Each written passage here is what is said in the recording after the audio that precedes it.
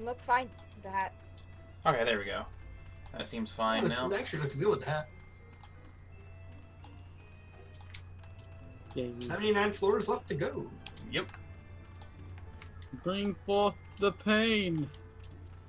Alright. The pain. That seems tolerable. But now let's see how it actually functions in the actual Making moves, making moves, making $1 million moves. Oh, you know what?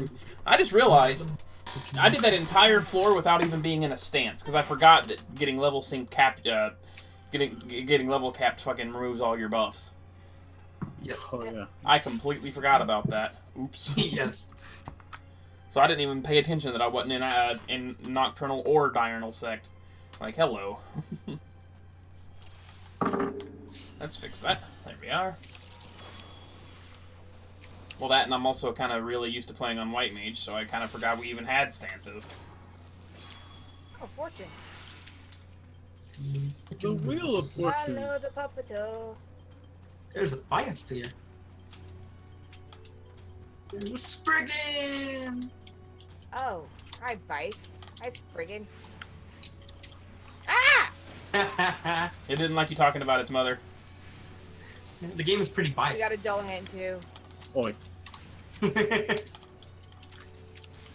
got it. What's really funny is I remember Bias from Final Fantasy XI. Ooh,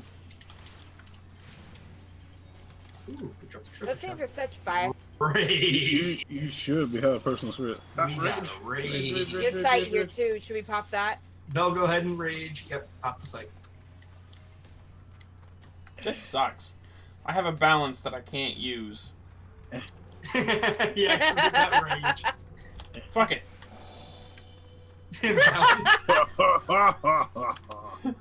Witchy.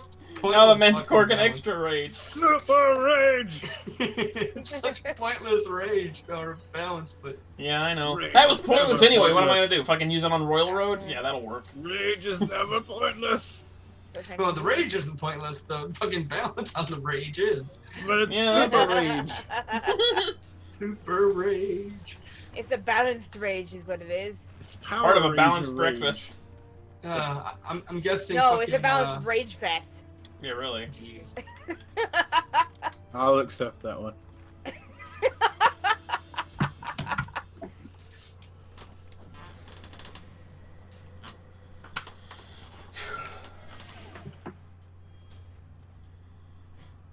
Also, hi, Star. I can now see chat. We have... Oh, safety.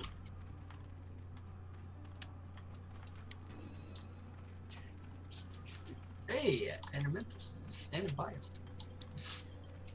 and a Spriggan.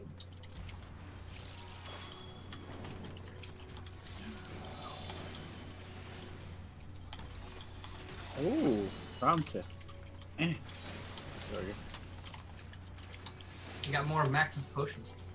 Nice. They're made with bologna. That's what he mixed them with. That's funny. So how's everybody? Claters, if you're still there. Apparently, Yeah, Star's gassy. still there. That's not... Yeah, I am a little gassy myself, unfortunately. All the soda. Wow. Yeah, I guess I have been drinking a lot of soda today. Snot. I said soda. Snot. Snot. Snot. Ah. What's with the balances? Come on! Come to me! Ooh, Yes! we got an That's an intuition. intuition. Should we pop that? Yeah, Yes. Fuck, Alright, shit. you There do we it, go. Bill. yeah. And the horde is calling. Oh, great. Now we gotta go look for it. Let's go rub down that whore. You can't rub yourself down. Okay, so it's not Yes, I this can. one. I'm gonna go check I this still, one. I still can't believe my brain saw white, Ooh, white sorry. rural and saw white whore. Yeah. Well, to be fair, it's that's because of not the way me, I'm Worrell. black. It's As because of opposed the way to the multicolored one. Worrell is spelled. Yeah. Because it's Worrell, like Leviathan's Worrell. Because it's WHORL. Yeah, but then red spirals, toothpaste, something. Yeah. Fucking ever since you said that, man, I couldn't help but to see the Colgate logo whenever I did Red Spiral. I know, right? It looks like Colgate. It's weird. Which, by the way, I really hate myself sometimes. Because ever since I finished recording Final Fantasy XII, I've been wanting to do another casual run. And I've spent like the last 3 days trying to decide on a freaking party comp. And it's like, I'm so brain-locked that it hurts. Because, like, I wanted to do different combinations. And for the most part, I have different combinations except for like 2 or 3. Because I've still got Knight Bushi in the lineup, and I've still got Machinist Monk in the lineup as well. But the thing is, when I was looking online to see how people would rate certain combinations that I was thinking of, I noticed that a lot of people, like, rather commonly came up with the combination of jobs that I was currently using, or planning on using in this current playthrough. So that was making me a little, But then some people's like, why would you ever use, like, Ulan Machinist? That's a horrible combination. And I'm like, I don't want to use that combo anyway. And then I have, like, Foe Breaker White Mage on the lineup, and I'm like, I don't want to use these. But I want everyone to have 3 swiftnesses because they make that much of a difference. But at the same time, it's just really hard for me to combine them all in a way that makes sense. So the loadout that I'm looking at is Foe Breaker White Mage, fucking Black Mage Archer, Ulan Machinist, Shikari Red Mage, and Monk Time Mage. And I'm like, those are nice, but it's still Monk Time Mage, and it's still Bushi Knight. And then it's like, and it's just like, I don't want to really use Foe Breaker White Mage, but even then, if I don't know, because I don't want to do the common shit. I don't want to do the cookie cutter shit, but at the same time, you know what I mean?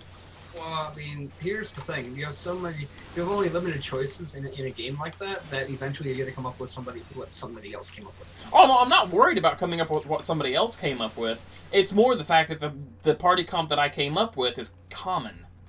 Like, it seems like that's what everybody runs, unless they're going for the super optimal. Because you're going for all of them to have that. Of course, that's the... It's gonna be commonplace, dude. Well, I don't necessarily need to use Monk Time Mage, but the problem with Monk Time Mage is it makes sense. It makes too much sense. Because Monk Time Mage gives Monk heavy armor, and Monk gives Time Mage a ton of HP, and you know, on top of all that, Time Mage gives Monk all 3 swiftnesses without needing Espers, and they help each other out a lot. But at the same time, all Monk really needs is a job that has 2 swiftnesses, because that will unlock all 3 for Monk, because of where the 2 swiftnesses unlocked by Espers are located on the board for Monk, because they're right by side by side. So if you have, you know, so like Monk White Mage would work, or Monk Black Mage. Monk Black Mage is a very popular choice. I don't want to use that combination. Because, to me, Monk Black Mage is the exact same equivalent as White Mage Black Mage, or, like, Red Mage Black Mage. Because you're basically a White Mage that's a Black Mage, or a Black Mage that can heal, and I'm like, no, I don't want to do that. I really don't. So, Black Mage Monk, to me, is out of the question, you know. Ooh, Rage. Vel, you want to Rage? But even then, I don't know what I would pair Time Mage with, you know? That's what I figured. But yeah, like, the most common / god tier team, apparently, from what people seem to say, is Foe Breaker with Shikari. Don't interrupt me like that. Like I said, Foe Breaker, Shikari, White Mage Machinist, Monk Black Mage, oh god. Ulan Time Mage, and then, Red Mage Archer, yeah. Don't interrupt me like that. Well, you make my fucking brain stutter. When you make my brain stutter, it makes me mad. Ramble. Fucking asshole. Ooh, burn chest. Chimichanga Master. Ramble. I don't do that real life RP shit, you fucking manicore.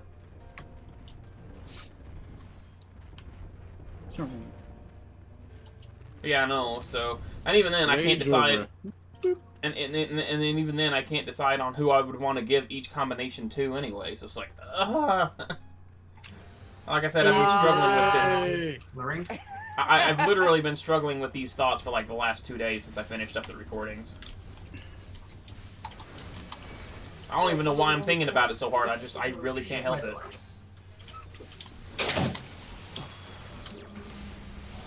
you know? Mm-hmm. Pick a path and don't regret. Hold on, I want to see something back here. Yeah, not worth. Not worth trying to run through. Watch. She's gonna aggro the bias. Am I? Am I? Nope. Wait, where are you guys? There you are. Say, where the fuck are you going? I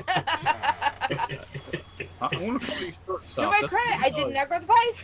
You didn't aggro the bias, that's true, but you got lost while trying not to aggro. Well, I shouldn't. For his little legs, I'm like, I just want to call it shortstop. That's all I want to do. Oh, hey, brown chest over here. Items unavailable and the gloom spreads. Ouch. Oh, posture for Val. Ouch. Basilisk. That almost forces us to use a Serenity. Nah, we can handle We it. can handle it. We can handle I mean, we still have 2 Serenity. Yeah, Yeah. I don't really want to use it in this weekend. Fine. Motherfucker. It's a good thing I jumped away from that. You know what sucks about Paladin, especially in Palace of the Dead? They can't jump. They're the only job Wait, what? No, I can jump. that requires That's what I Oh, that that's actually gets a fancy. mean. Intuition. Why? You know what? No, fuck it. Fuck it. there's Paladin's the only job where I need to remove both silence and fucking Yep. pacification. You gotta do that for Dark Knight too, I believe. Oh yeah, I forgot about Dark Knight. Everybody forgets about Dark Knight. Yeah. Man, Dark Knight is such an underwhelming tank. It's very great. Well, hey, the Horde, guys, the Horde.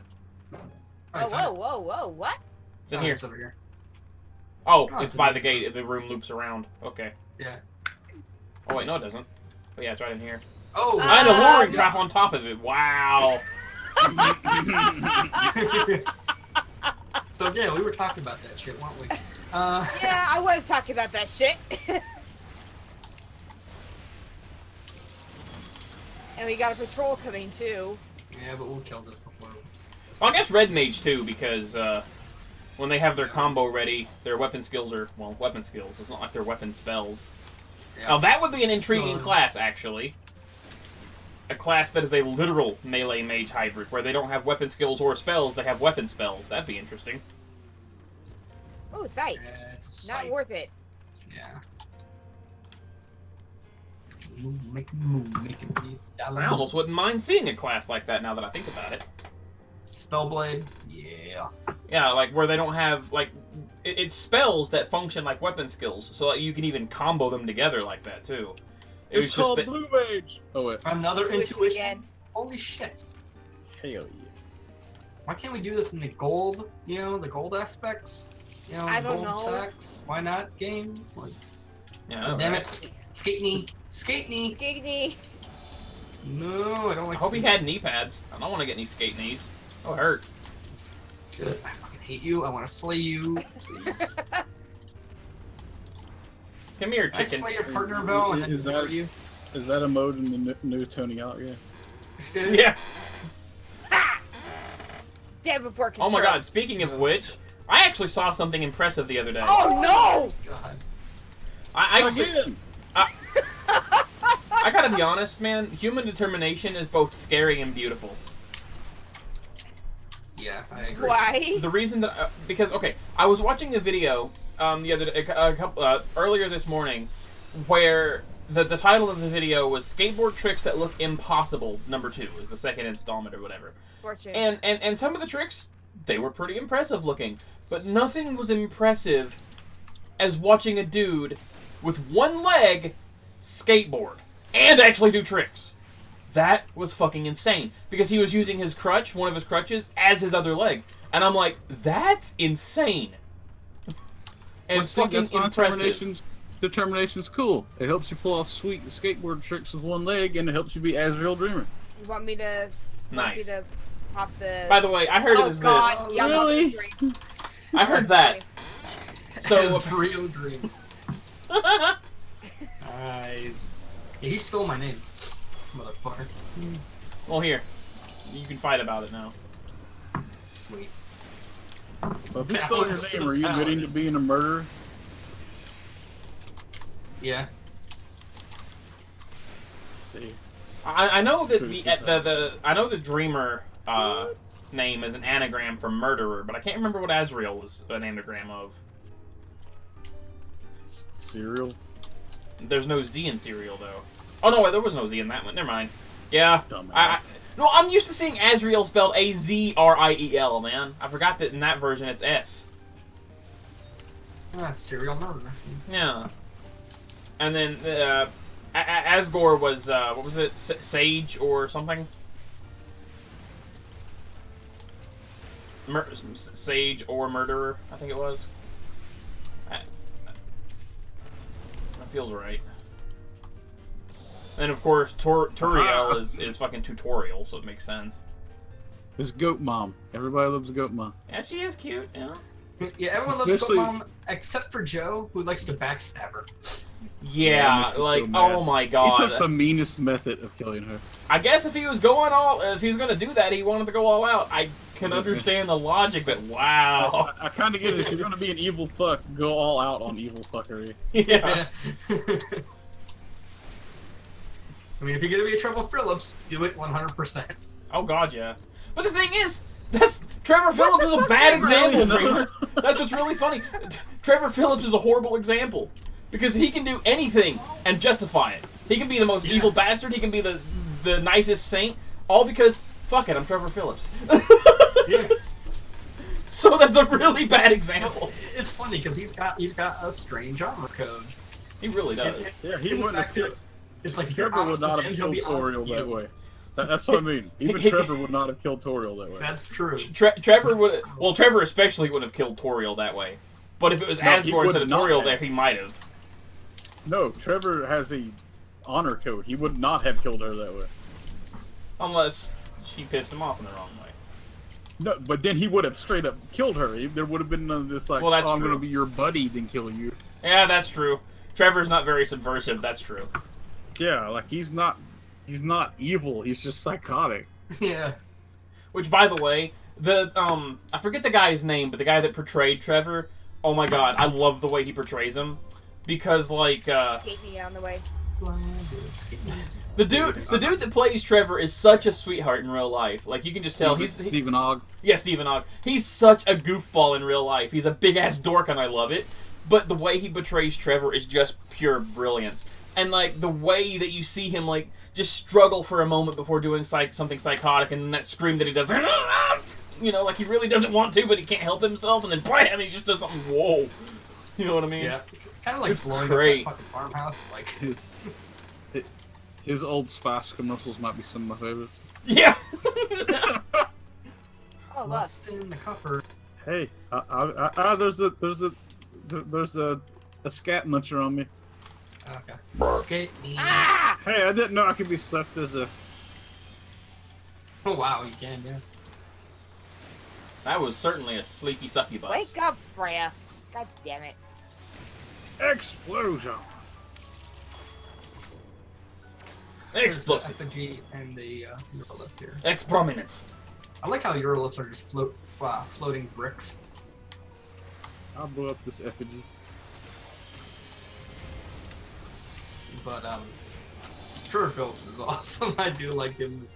Yeah. What's One of my that, favorite Trevor? Trevor freakouts, though, is right before he kills Deborah and Floyd. Yeah. Well, allegedly. Allegedly kills them. Wait, whoa, did one of the mobs drop a chest over here? No, They I must guess have. they did. Oh, rage! Rage! But Rage! it's 3, 2, 1, and we changed positions. Very cute. Vel's body must be freaking tired after all those Fantasias, man. We call this position murder. I call it doing lots of drugs. Oh, and intuition too. But we can't use it! We can't use it! Wait, We've already got the never effect! We can't use it! Oh yeah, we got the effect. That's right. Damn it. Oh no! It really sucks, man. Although, I gotta be honest, I am concerned about the new Palace of the Dead because, like, they said that the challenge floors will start as early as level 30. So, floor 30. So I'm like, is it gonna be just less floors in general?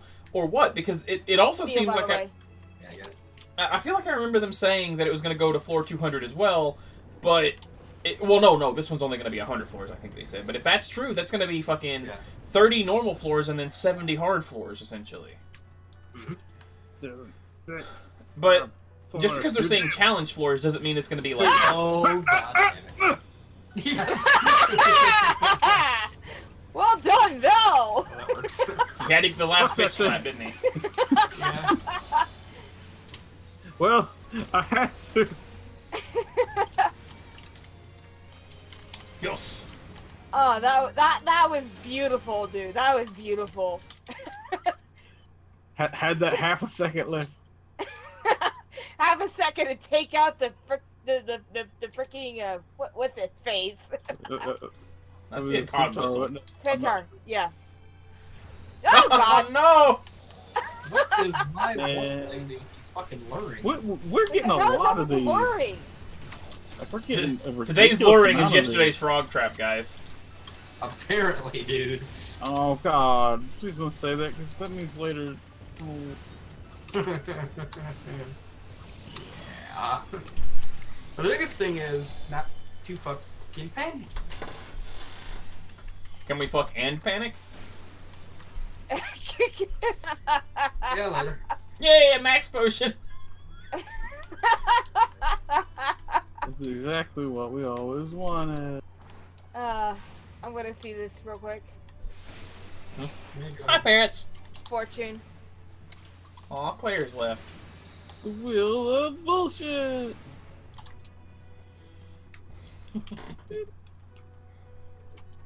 Okay, this And maybe we'll get lucky and get This is another silver. rage out of You it. can't have Lucky. He's hurt anyway right now. Ah! I feel bad for Lucky, but yeah. Like, right now, he's really broken. He's definitely heavily battle scarred. Poor guy. Because on his back paw, he can barely walk on it, and one of his front paws is hurt too. We caught him limping on both feet today. Like, it's like his left front and his right back. You need to keep him in the house. We've been trying to, but right now he's hovalong. Oh, poor kitty. Although his back paw looks really bad. It looks like he got hung up somehow. Hey, someone go grab that last. I'll get it. He just went outside, apparently. Oh my god. You guys really need to get Lucky to the vet. I've been telling Mom that, but she's like, oh, cats can heal themselves. I'm like, What the fuck? Cat's No, white mage? no, that cats are pretty good at taking care of themselves. I will say that. But they also are really good at hiding pain, dude. If they're showing Exactly. visible pain, then Which I know There's Lucky's rage in on pain because, like, when I It's a freaking rage. sometimes when I get close to him, he'll meow We'll at me come like back I'm for it. We'll come back for it. Have Jimmer pop it. but no, there's. But yeah, I do think we need to get him to the vet. I really, really do, because on his back foot, it looks like one of his claws was ripped out. Ooh, That's yeah. not good. It's not Yeah. good. It doesn't need to be like that. I've been trying to get him to do Oh, that, the but puppy they just train. won't, man. And if they do, if I can get him around to doing that, I'm probably gonna have to go with him because I'm the only one that can really handle Lucky like that. And they know then this. better go with them. And get it taken care I of. would. I absolutely would, but I need them to do that. Fucking Well, toad then trap. you gotta stand your ground. I have been! I've been on him every day. Because he needs fucking medical help. The only problem is Lucky's extremely rambunctious. He's hard to hold. He's really, really hard to hold on to, and I don't want to get the, I don't want the vet to get scratched, but I know they have sedatives for that kind of thing. They have sedatives for that, and they're also used for that shit. Do you have a carrier as well? We do, but Dad's worried about it because it scares him half to death. But I'm like, hey, a little fear is better than no You have medical to put him in a attention. carrier, especially when you take them to the vets, because of how dogs can be around cats as well. I know. He'll have to be put in a carrier. No, I know, Yeah, but that's what hard. I'm saying.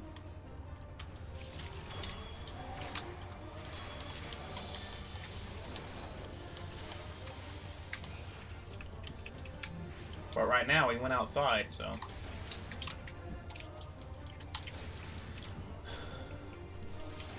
But yeah, I do want to get my little guy to the doctor. Be careful about putting it around the center there. I know. Remember, gotta go center. I know.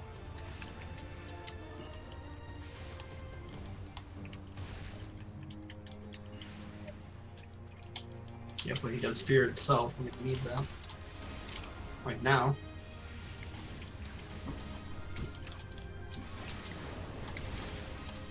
He's fucking insane with that speed.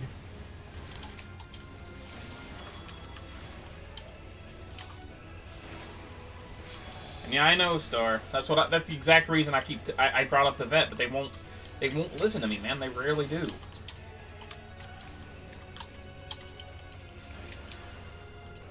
I mean, I was on them like freaking flies on rice when Rosie got sick, but they were just a little too late getting her to the doctor. Wouldn't have mattered anyway, though, because well, it might have mattered, but. When it comes to puppies and parvo, it's just like, you don't know, they're so young that they don't exactly have the immune system to fight that off properly. Yeah, Man, that every, really sucks, Maybe if though. they do every survive, minute they have counts to on be that in a one. goddamn bubble. What was that? I said even if they do survive the parvo, they have to be in a goddamn bubble. Basically, because their risk of infection is like 300% after getting it the first time anyway. Not only that, but it hurts their immune system rather badly. What's really funny is, and I don't mean funny haha, but kind of like weird, is parvo is funny. It's basically dog AIDS because it's an autoimmune disease. It's like super AIDS, and I'm not using that in a joking fashion either. Oh my god, you know? Mm-hmm. Mm-hmm. 69 more floors. Oh, my back. Yeah. Well, there is no cure of parvo, Star. That's the problem. They can fight it off, but because they had it, they can get it again rather easily. Like, a lot easier than normal because it breaks down their immune system. That's what parvo does. Yeah, it's Strength not like recover, Freya, all yours. yeah, it's not like the doggy version of chicken pox where you get it once and you don't get it again. Yeah. You, like, and not only that, but... It is basically death by vomiting, and it's awful. Yeah. It's a horrible disease. Because it attacks your immune system as well as destroys your stomach, too. There's actually a story I need to show you later that I saw on Fried on their Flash Fried segment that will make you mad. Mad? Well, vets had to come out and inform people that dogs cannot get autism because of anti-vaxxers. Anti-vaxxers are now spreading the bullshit, not just to their kids, but to their pets as well. And they're not vaccinating their dogs, and that's one way for your dog to get parvo. So yeah, these fucking pieces of shit. At this point, anti-vaxxers are just straight up evil, in my opinion. You know, normally we let the uneducated get a pass. Normally. In this case, put all anti-vaxxers on a goddamn island. Let them ruin themselves over there. Leave the rest of us alone. And yes, I am going that bold, because fuck them. It pisses me straight the fuck off. Fucking morons! If they want to be that vets way have in to their come own out and say life, that's your dogs fine, but can't they shouldn't get put the rest fucking- of us at risk, because they're Okay, stupid as grab fuck. You want to grab that? Just look. Yeah. Voila.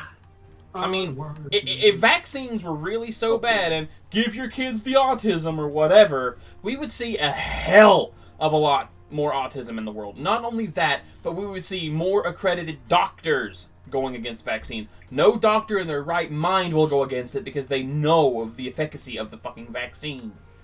And these people, the only thing they have to go on about the reason they're even anti-vax is because the vaccine has a little bit of the thing that it's trying to vax against, so it's actually giving it. No! They're doing that, they're introducing it to your immune system so that your immune system knows what the fuck to look for. Just like all these antivirus programs on our computers, it follows the same logic. It puts a little bit of the code of the virus in with the antivirus. That's how they update the definitions. That's how they fucking get it to work. Ugh, dumbasses. Because nothing's better than knowledge against it. It's the thing. I mean, what do these people, what do these guys think about anti-venom? You know, the shit that cures you of a snake bite? You know, that contains the fucking snake bite from the snake that... Do I have to remind you that snake handling is a Christian thing that a lot of branches do? Oh my god. But no, like, when it comes to venom, like if you get poisoned by a snake, the anti-venom contains the same venom that you were bit by. No, it's retarded. But again, do I have to remind you that... retarded that they think that's bad, I mean. that snake handling is a thing amongst Christian. Oh, I knew it was, man. I kind of forgot about it though. Yeah, and while they do it, is they're trying to prove like that's their way of showing faith to God. Like they are definitely not going to be using anti-venom. I know, right? Oh my god. Like I can understand if someone's ignorant. I can give them a pass in most cases. In this case, though, I don't know. 'Cause when it comes to anti-vaxxers, man, From that one. We killed it before it can fire the pox. And ironically enough, it dropped to purity. that's funny. It is. It is actually. Pretty yes. All right. Yeah. Where's But you know what makes me sad though? I'm not so like upset when you see someone who I don't want to use the word moron, but that's the only word that's coming to mind right now. I'll just use the term uneducated or a simpleton or whatever, like the nicest way possible. I'm not meaning trying to be mean there. Like it upsets me when the gullible are an anti-vaxxer. That doesn't bother me as much as seeing someone who's clearly smart trying to be an anti-vaxxer. It's like, dude. How I feel about that's a bit different, Star. I actually am more on the I'll laugh if their fucking kid gets something to die from because that's their fault of being stupid. But when it comes to dogs have no choice. Like it's like the whole like because kids after they get so old, they gain autonomy. Yeah, and they can actually opt in, whereas animals can't. No, I get what you mean though. You don't mean like laugh in that sense, but I think it makes me feel horrible that these people are that fucking awful. To me, it's just pure evil. It really is. Because parvo is a horrible way to die. It's just puking death. That's what it is. Well, it's the same thing as fucking. There's another one. I was essentially liquidating your insides is what it's basically. There's another one that is really horrible, and I've had a cat die to that, and that is FIP. Yep. Feline infectious peritonitis. Never heard of that. It builds up fluids into the lungs until the cat suffocates to death. Now I remember hearing about that, because that's what happened to one of yours. Yes, that happened to my Cleo. I was thinking Chloe, but Cleo seemed close enough. I might have to look that one up. Feline infectious peritonitis. Because, I don't know. I have no idea what took Boots. But thing is, like, I know I was making some pretty bold statements earlier. I stand by the sentiment, but maybe not the practice. Because it's like, yeah, I wish these anti-vaxxers would wake the fuck up and stop being so damn stupid. Because not only are they putting themselves at risk, they're putting us at risk as well. Because that's the way viruses spread, and that's how they work. When we do these vaccines, when we do these medications and fortifications against it, that's how we got rid of malaria. We immunized everyone to it. But if one person gets it and spreads it around, a new form that is adaptive to the vaccine will inevitably form. And people don't realize that. If we want to get rid of certain diseases, we need to stay immunized. We need to stay vigilant. But then you have these idiotic fucks that come and fucking shit in the pie. I don't want to get malaria again. Well, not that I've ever had it, but you know what I mean. A bit controversial. Since we have so many mass shootings and stuff, can we round up all these anti-vaxxers and then find the people that want to get involved in these mass shootings and actually kill people? And it's like, here, have fun with these fucks. Yeah. You can mass shoot these pieces of shit all day, and none of us are going to care. Well, we should probably tone it back. I don't want to lose my Twitch channel because they're an anti-vaxxer. Well, if they are, I'm just going to say this. You're a moron. Anybody that's watching is an anti-vaxxer, you're a fucking moron. Yep. Nope, I fully agree. Anti-vaxxers are complete idiots that don't know what the fuck they're talking about. But here's the thing. Even if there was some semblance of facts in the whole vaccinations give autism, yeah, everything has an unforeseen side effect. But you know what? I would welcome that side effect if it means I don't get fucking malaria. But you know what? Just being alive gives cancer. We have cancer cells in us that are building up at all times that are laying malignant. Exactly. Cancer can spark up anytime and anybody because it's in us. Yep. Well, because cancer is just overgrowth of cells. That's something that we all have in us. It's not so much have cancer cells in us. It's not so much overgrowth as much as it is mutation. It's Well, no, it's when cells overpopulate. And it's a matter of Well, that is an overgrowth. It is a mutation. You're right. But it's also an overgrowth because cells can grow natively. They grow. That's part of the natural process. It's just it does it a little bit too much. Is what cancer is. Well, that's partially true. I think we're saying it the wrong way, though, because really what's happening, it's not so much that we have cancer cells as much as it is, it's the way cells reproduce, because they constantly split. They're constantly splitting each other. So what happens is eventually, as they split, because this is how mutations happen, you know, they start losing more information, or information gets corrupted, like a bad hard drive. You know, and eventually they turn into cancer cells because they lost too much information, and now they're becoming. Actually, the mutation is the cells not dying off. Yep.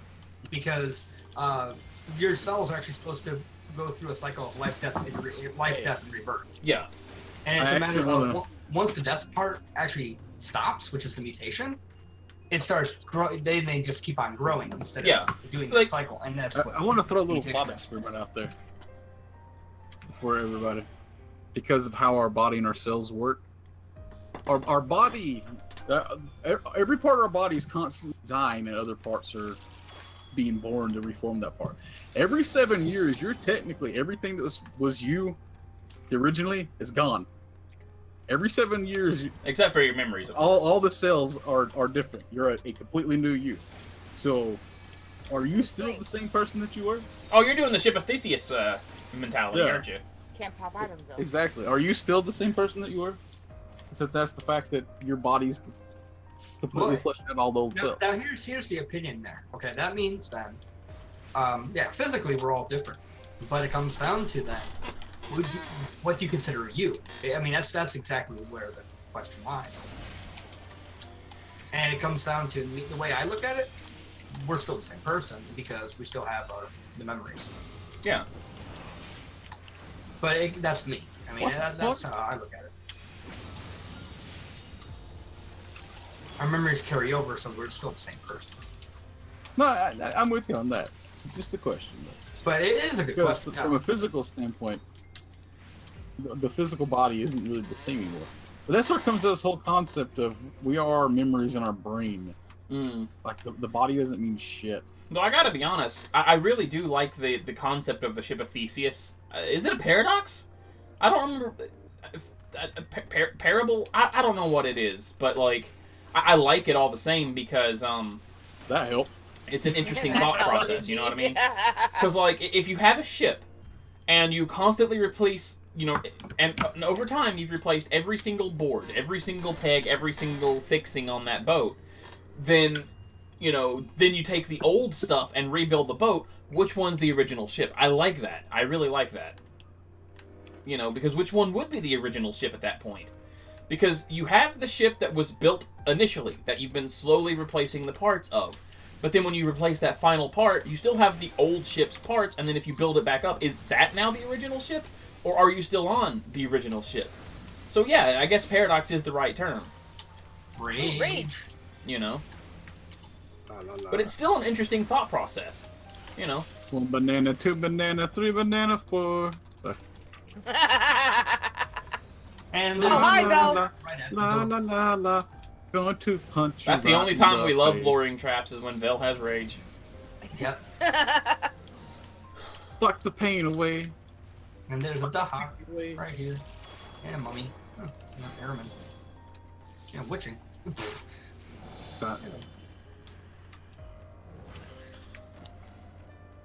Oh no, I hit my mummy. How dare you disrespect your mummy? And there's a strengthening coffer. Hey, I'll pop that. punching monks. I'm punching monks. Ah. And now back we go. Stomping my way through. You have fun when you're a Manticore, don't you? Which, by the way, I Manticores look awesome. I noticed something the other day on YouTube that I'm like, I thought I subscribed to you, unless I was on the wrong channel, which that's a possibility. But apparently I wasn't subscribed to any of the Vsauce channels, and I'm like, I could have sworn I was, so I might have been on the wrong channel. Because I'm pretty sure my main channel was subscribed to them for a long time, because I like Vsauce. There is reports that YouTube is unsubscribing people again. Yep. I'm not surprised. Yep. Speaking of, apparently, I saw an ad on YouTube for, this is so weird, for a website called LBRY, and its logo, or at least the ad's logo, was YouTube's logo, but with the word censored written over YouTube, and it was like, oh, okay, that's a friggin' weird ad. Well, the funny thing about censorship that people raise a stink over is that they look at it as, it's kind of funny because it's like, when it comes down to censorship, you know how you combat it? And people think, oh, we're stuck with it. Oh my God, this is what's going to happen. We're stuck with it. No, we're not. YouTube is a corporation, just like anything else. You know what you do when you don't like their lifeblood? You move. you just like if you don't like a perp. There's a problem though. What is the alternative to YouTube? What is the viable alternative to YouTube? That actually, no, we don't exactly have one. Actually, you want to know something funny? There are all sorts of viable alternatives with YouTube. You know what it is? Start your own. Because guess what? No. Do you have $30,000 or more to do so? Do you want to really combat against Google? Here's the thing. Here's the thing with that, though. If you have an audience, okay, they will come. That's not. It ain't that simple, dude. Oh God! I can show you people that try that. It don't work like that. Because the corporations have a big pull. Oh no, they do. They do. Don't get me wrong. So you gotta remember, YouTube's owned by Google. Most people use Google to search for things. All they gotta do is make it where but here's the question, though. How did YouTube get popular? It was they were popular. It was word of mouth. It didn't start as a corporation. It didn't start with Google having them. Yeah, but they're as big as they are now, not because of word of mouth anymore. Though. No, not anymore. But it started that way. It started that way. It started somewhere. It all has to start somewhere. Now, it comes down to, here's where the difficult part lies. People are such in our natures of habit that it comes down to it's hard to break. However, if the platform pisses enough people off, it will start dying. But it has to do it enough times. And if you give an alternative, you give an alternative to somebody, and they're not happy, eventually they start moving. But it takes time to do so. Well, here's the unfortunate thing with YouTube. It's pissing off creators, not viewers. Yeah. And yeah, because to the viewers, it's the same old thing. That's not going to change a damn thing. But the problem it's got to piss off the viewers before. Well, the thing is, though, is then that alternate aspect I was mentioning, they at least have some power to do so by being creators, because at least they're creative and actually putting something down. They can go ahead and you can get a new website. Will it be as good as YouTube or big as YouTube in the off? Hell no, not in the beginning. But it comes down to, again, people need to, if it's that big of an issue, people need to band together and actually make a statement instead of bitching, but still use the platform. Otherwise, nothing will get changed. Yeah. Most people use it because there's not an alternative. That's the thing. And a video creator is not necessarily someone that can decide. That's another thing to remember as well. Here's the interesting thing. Video creators have been actually transitioning to Twitch, for example, because it's not been as popular or profitable now to make videos for YouTube as much. They haven't really been the ones that are. It depends on what you're looking at. Like, not really. They haven't. When it comes to animators, no. When it comes to the gaming ones, yes. When it comes to people that are like trying to do like news content stuff, no as well. Petrified. In that case, yeah, because Twitch is not very good for people that are trying to do that type of content. No, yeah. No, that I would understand. But it comes down to they're still alienating a good subsection of what YouTube is. No. And it comes down to it comes down to if you alienate enough, you're gonna have it to where they're gonna make a new platform. It's not gonna be probably as big, but it's gonna be an offer. Because I'm not saying it's impossible, but right now it's. Is it hard? Is it hard? Yes. And that's one of the major reasons why corporations are pretty bad because they have that monopoly. But eventually, once people wake the fuck up, it can be broken. It's just people gotta wake the fuck up. Or if they're gonna bitch, actually put the money where their mouth is. And the intuition, though. Yeah, but we can't use it unless we pop that serenity. We only got one serenity. Oh, man, fuck that. I don't think it's worth it. Yeah, it's not. Yeah, it's not. Because I'm not saying that you're wrong. I'm just saying it's not as simple as it sounds. Oh, no. And nothing is. Nothing is. Yeah, don't misunderstand me when I say that, they can just do that. Just because the option is a simple one doesn't mean that the follow-through is going to be fucking easy. Yeah, that's where people need to realize there's a difference between simple and easy. Yeah. But a lot of people just fucking lump it all together. Because, to live life, you simply need to get a job in the house. Is that easy? You don't even need Fuck that. no. You can live completely off the land and never have to get a job. Well, that's true. Well, job in the broad sense. So, like, even if you are living off the land, your job is to plant the crops, harvest the crops. Oh, yeah, so you forth. have to put in effort. Yeah. Yeah. Yeah. I mean, that's actually, if you want to talk about simple and easy, yeah, the solution is simple. Rage. But the follow through is not simple. Exactly. To be fair, there's no follow through that is really that easy, because everything requires effort in some capacity. Actually, I can kind of use I can use video gaming as a means to demonstrate the difference between simple and easy. Doom, the newest Doom, is simple, even on the hardest difficulty. Blow up the bad guys and don't die. Is that easy? Fuck no, it's not. See? Exactly. And that's the thing. And actually, here's the hilarious thing, because that's where a lot of even educated people fall victim to this, and this is why depression is actually a very, very wasting disease, and it's very underestimated. Yep. Is the fact that just because something is simple, just get a job, you'll be okay. The thing is that the follow through is what's affected. Exactly.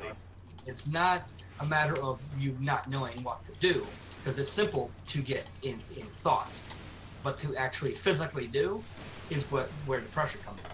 Exactly. And a lot of people, for whatever reason, they think simple and easy are one and the same when they're absolutely not. Well, they're not. And that's exactly where, again, it's a lack of education as well. Yep. Because you need, and education can come in many forms. I'm not talking about just school. We're getting an education right here by debating. It's stuff like this that people need to do, and that's critical thinking and discuss. Ironically, colleges and universities, that's what they used to be about instead of them trying to teach you stupid how do they bullshit. attack the palace? It actually was places of discussion. You know? Oh, they are. But now they just... This is not a place of learning! This is my home! I wanted to slap the bitch that said that shit, because it's like, no, bitch. You're on a college campus. It is a fucking place of learning. You are not supposed to feel safe. At least not mentally safe. You're meant to feel physically safe, but you don't get to sit there and try to say, it's a home! No, it fucking ain't. It's about challenging your mind. That's the thing. That's what it originally was all about, is challenging your mind. Like, why? And discussing things. Lurie, that's the reason why you need every side of a thing. You don't want to just like have it be all liberal or all conservative. You want every spectrum to be able to talk. So that's why I love my college. Robert Morris is actually good with that. Well, that's also why. That's also, we did. Yeah, but that's also why the parable "It takes a village to raise a child" exists, because it does. It's not just the parent's responsibility; it's also the environment. You know, well, it is the parent's sole responsibility, but you know what I mean. That's the metaphor of it. Yeah, but it's ultimately it's ultimately the environment that will shape you more so than your actual upbringing. You know, and the parents are the ones that, when you're first born, have the option to show what to pretty much expose you to whichever environment they want. Exactly, and the thing is, like, although that does become increasingly more difficult the lower you are on the income spectrum. Exactly. Yes. Well, the lower you are, the less opportunity you get to let them be involved in nice environments that we show them. Oh yeah. Yeah. The other thing that I think we need to stop doing is we need to stop vilifying each other too. It's like, oh, I'm a liberal. I hate all them damn Republic assholes. It's like, no, not every Republican's an asshole. This chest over here. All right, let's go grab it. You know. And see that's where I agree with you. And it comes because and this is where it's funny. Sure. Just because somebody is liberal or conservative doesn't mean dick when it comes to how good of a person they are. Yeah. Another good example, and this is probably an even better example, is the whole atheist versus Christian thing. So many people who are outed as an atheist get treated worse than a fucking rapist, and I don't get why. It's like everybody in the world suddenly turns, gives the atheist the stink eye. It's like, you don't believe in God? What? How dare you? It's like, what the fuck? It's an irrational thing, though. That's why I kind of understand it, even though I've been a victim of it a lot. Yeah. It's an emotional construct. It's not, because when you have someone else that believes, let's say for instance they don't believe in the exact same doctrine, but you have one thread that connects you, and that is you guys have beliefs, and you believe in a creator, or creators. At least you have a belief there. That is that common thread. Atheists have no connection to anybody else who is a theist like that. So it comes down to they look at them as a pure alien as opposed to but what's really funny though is there's a massive difference between an atheist and an anti-theist. That's the other thing that people don't understand. Though. God damn it. I'm both, though, to be fair.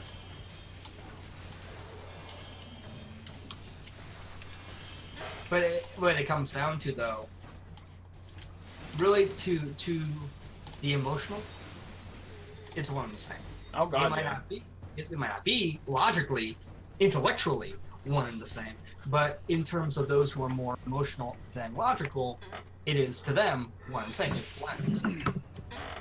But like, for me, it's even weirder when you realize that every religion is atheist to every other religion. That's the really funny part, and no one ever seems to think of it that way. Yeah, because they don't believe in that God. And it's true in that perspective. Man, I had something else that I was thinking of with that before you brought up atheism, and I forgot. Oh, you're talking about Republican and Democrats, right? Yeah, dealing with the whole spectrum like that. The actual new age conservatives aren't like the older conservatives at this point. A lot of them aren't really religious. It actually has become more about fiscal. Although, the old ones are still holding on like a motherfucker. So, they are. That's where you got to be careful. I mean, that's the old ones are the ones causing the major problems because that's where the GOP comes in. Well, I guess we really need to get more of the young ones then. Whereas the young ones they actually can talk to let's say for instance, they can talk to a moderate liberal like myself and not get offended. Vice versa, I don't get offended by how a conservative thinks as long as they have something logical to back up what they're saying. Well, even if it's a religious thing, as long as they're not being a jackass. Yeah, exactly. And it comes down to I'm gonna have more ground if it's a logical aspect. But if they're religious, and as long as they're not pushing on me, I'm not gonna give a fuck. Because it comes down to, okay, that's your belief. Cool. You're not doing anything heinous. It comes down to you believe. Uh-oh. Oh God, what the fuck? Ow. Oh, bitch. Ow. Oh, jeez. Alright, I'm gonna help out with the healing a little bit. No, I got it. Well, I'm not doing my fucking... I'm not using Worthless Kit anymore. I'm just making sure I'm keeping hate with this fucker. I'm really glad that Shadow Flare didn't kill us. I was so afraid that it was going to. I'm guessing you're supposed to silence that thing, because I forgot. Or something of that nature. As an Astro, I can't really do much in terms of CC, so... And there we go. Get out of here. He did. That was close. The young ones DM. But it comes down to nowadays, you're right. No, it's fiscal, usually. But I will say this, flat out, trickle-down economics is bullshit. Of course it is. It is flat out 100% bullshit. Trickle-down golden showers works. Yeah. Dun, dun, dun, dun, dun, dun, Well, dun. tax is way up here, and the savings will just trickle that bullshit. Bullshit, yeah. And it comes down to, let's keep wages stagnant. Yeah. Fucking cost of living rises, but the wages remain the fucking same. I need to Good work.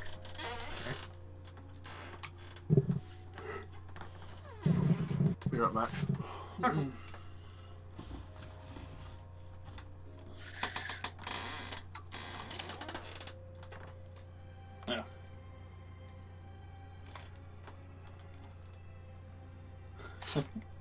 Right, I forgot I have my camera mirrored. Damn it.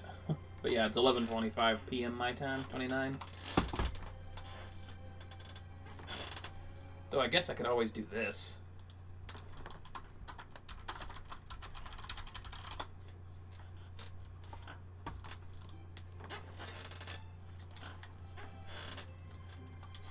You know, I haven't even really been paying attention to what floor we're on. I think we're on floor 141 right now. Yeah, 141. Yeah, we got 59 left. Are we gonna call it once we hit 150 or? That's up to you. You guys. I'm good to keep going, man. I'm good.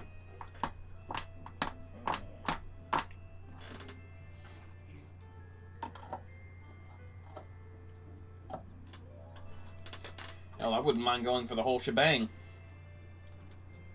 I'm okay with doing that. Especially since we didn't run last week.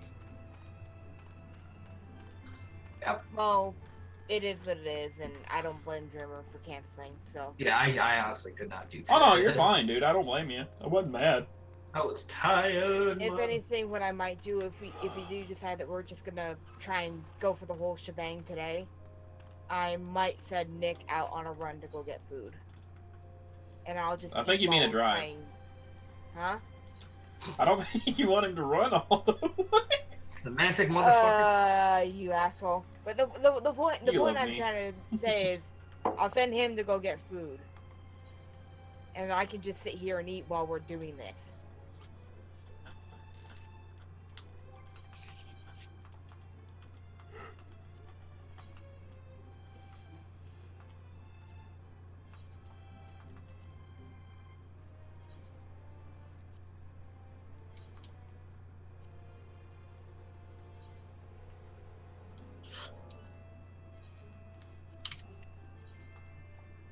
Once I'm done with Summoner Scholar, then I just need 2 more jobs to get to 70. That's it. All set. At least the mercy with Summoner and Scholar is that you don't have to level them individually. Yeah, because they're tied to Arcanist stuff. If they turned around and said you have to level them separately, you probably would be like, why? Am I right? Mm-hmm.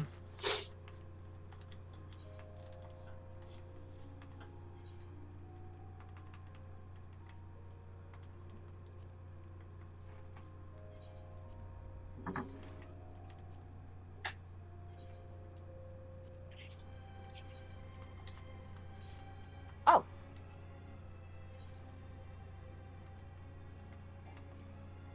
I'm gonna send you something, Dreamer, because I just happened to look at my friends list and realize I have Shalith on here. So I'm gonna send you the last name they've got. Alright, cool.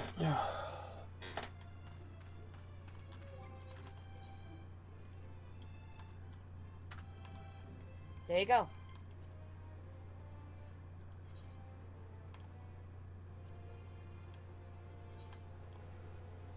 I'm back. Welcome back. Welcome back. Thanks. Alright, let's do this. Let's go. After this setup was, I'm gonna have to stop though. Aw. Okay. Aww. Okay. Oh yeah, he's got a doctor's appointment tomorrow. Yeah. Yeah, see, okay, that Okay. would do it. I Okay, forgot. that makes sense. Yeah, Sari was talking about doing the whole shebang today, but nope. Hell no. Fuck Yeah. that. Yeah. If Not Well, we Yeah, can gonna go ahead and have stop to now wait. if you want. Too late. Too late. Yeah, let's get to 150 anyway. It's nice. That's connected. Let's do this. And get to Well, 150. at least that'll set us up to where we have another 50 floors to go after that. 49 to the lowest, yeah. Fortune. Pop that fortune. Boop. These things Need a little bit longer. and Field Oath, and Provoke it, and I'm hungry.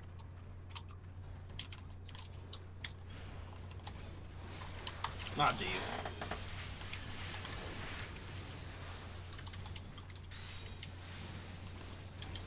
We need to get Protect after this, by the way. Yeah.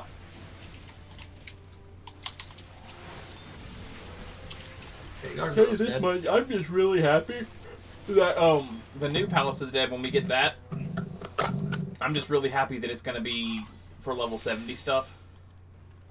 Oh yeah.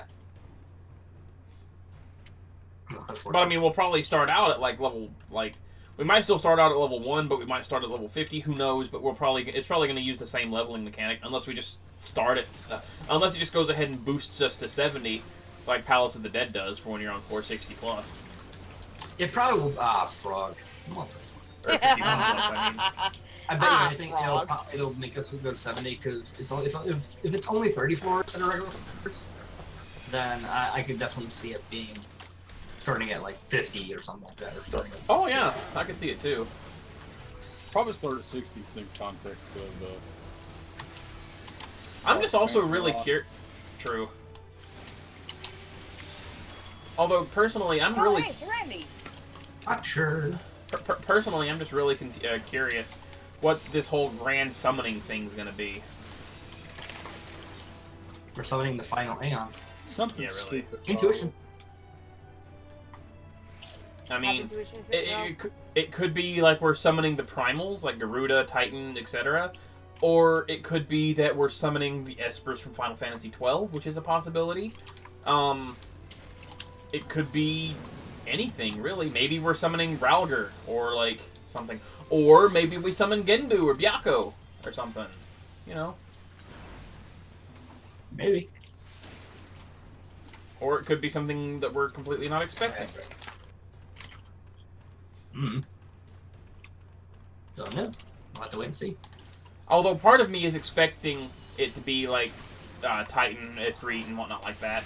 The reason why is because that would be using a leftover concept that we never got before, where they said, you know, like free companies might have the ability to capture primals and then use it as like an FC ability where you summon Titan or Ifrit for a Titan thing. For like a, but you can only do it during fates and shit, or something. Head over here. And then the horde. The Manticore and the Frog. That's a fitting. We're going to be summoning Lewis Watt without him. That'd be funny, actually. Phoenix. Oh nice! Oh, nice! What? I triggered a second Toad Trap while I was a Toad, so it didn't count. I love doing that. Yeah, I think this set of floors we might see a lot more toad traps because we were insane on the luring. Yeah, we were. Yeah. It's like every other room had a luring. I'm gonna pop this affluence. Pow. And up we go.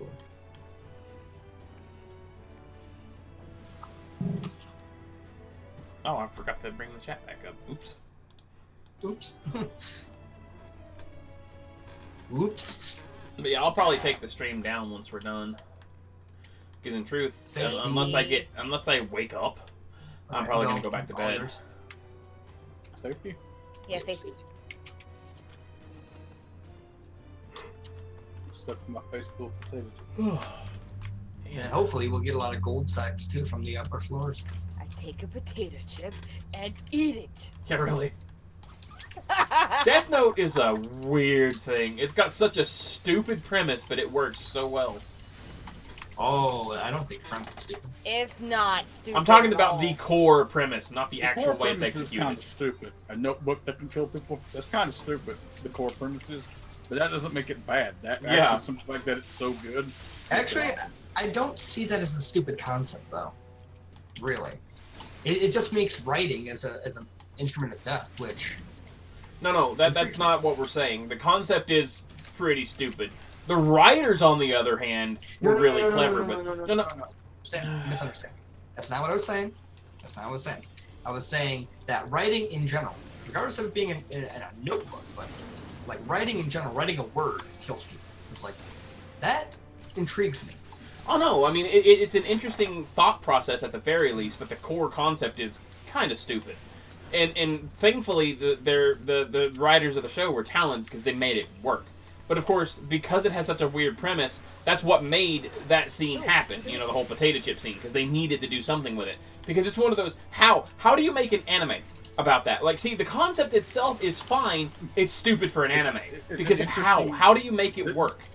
You know? Well, that chip scene, they needed, it's the concept of they needed something as an action scene. So, they wrote eating a chip as an action scene.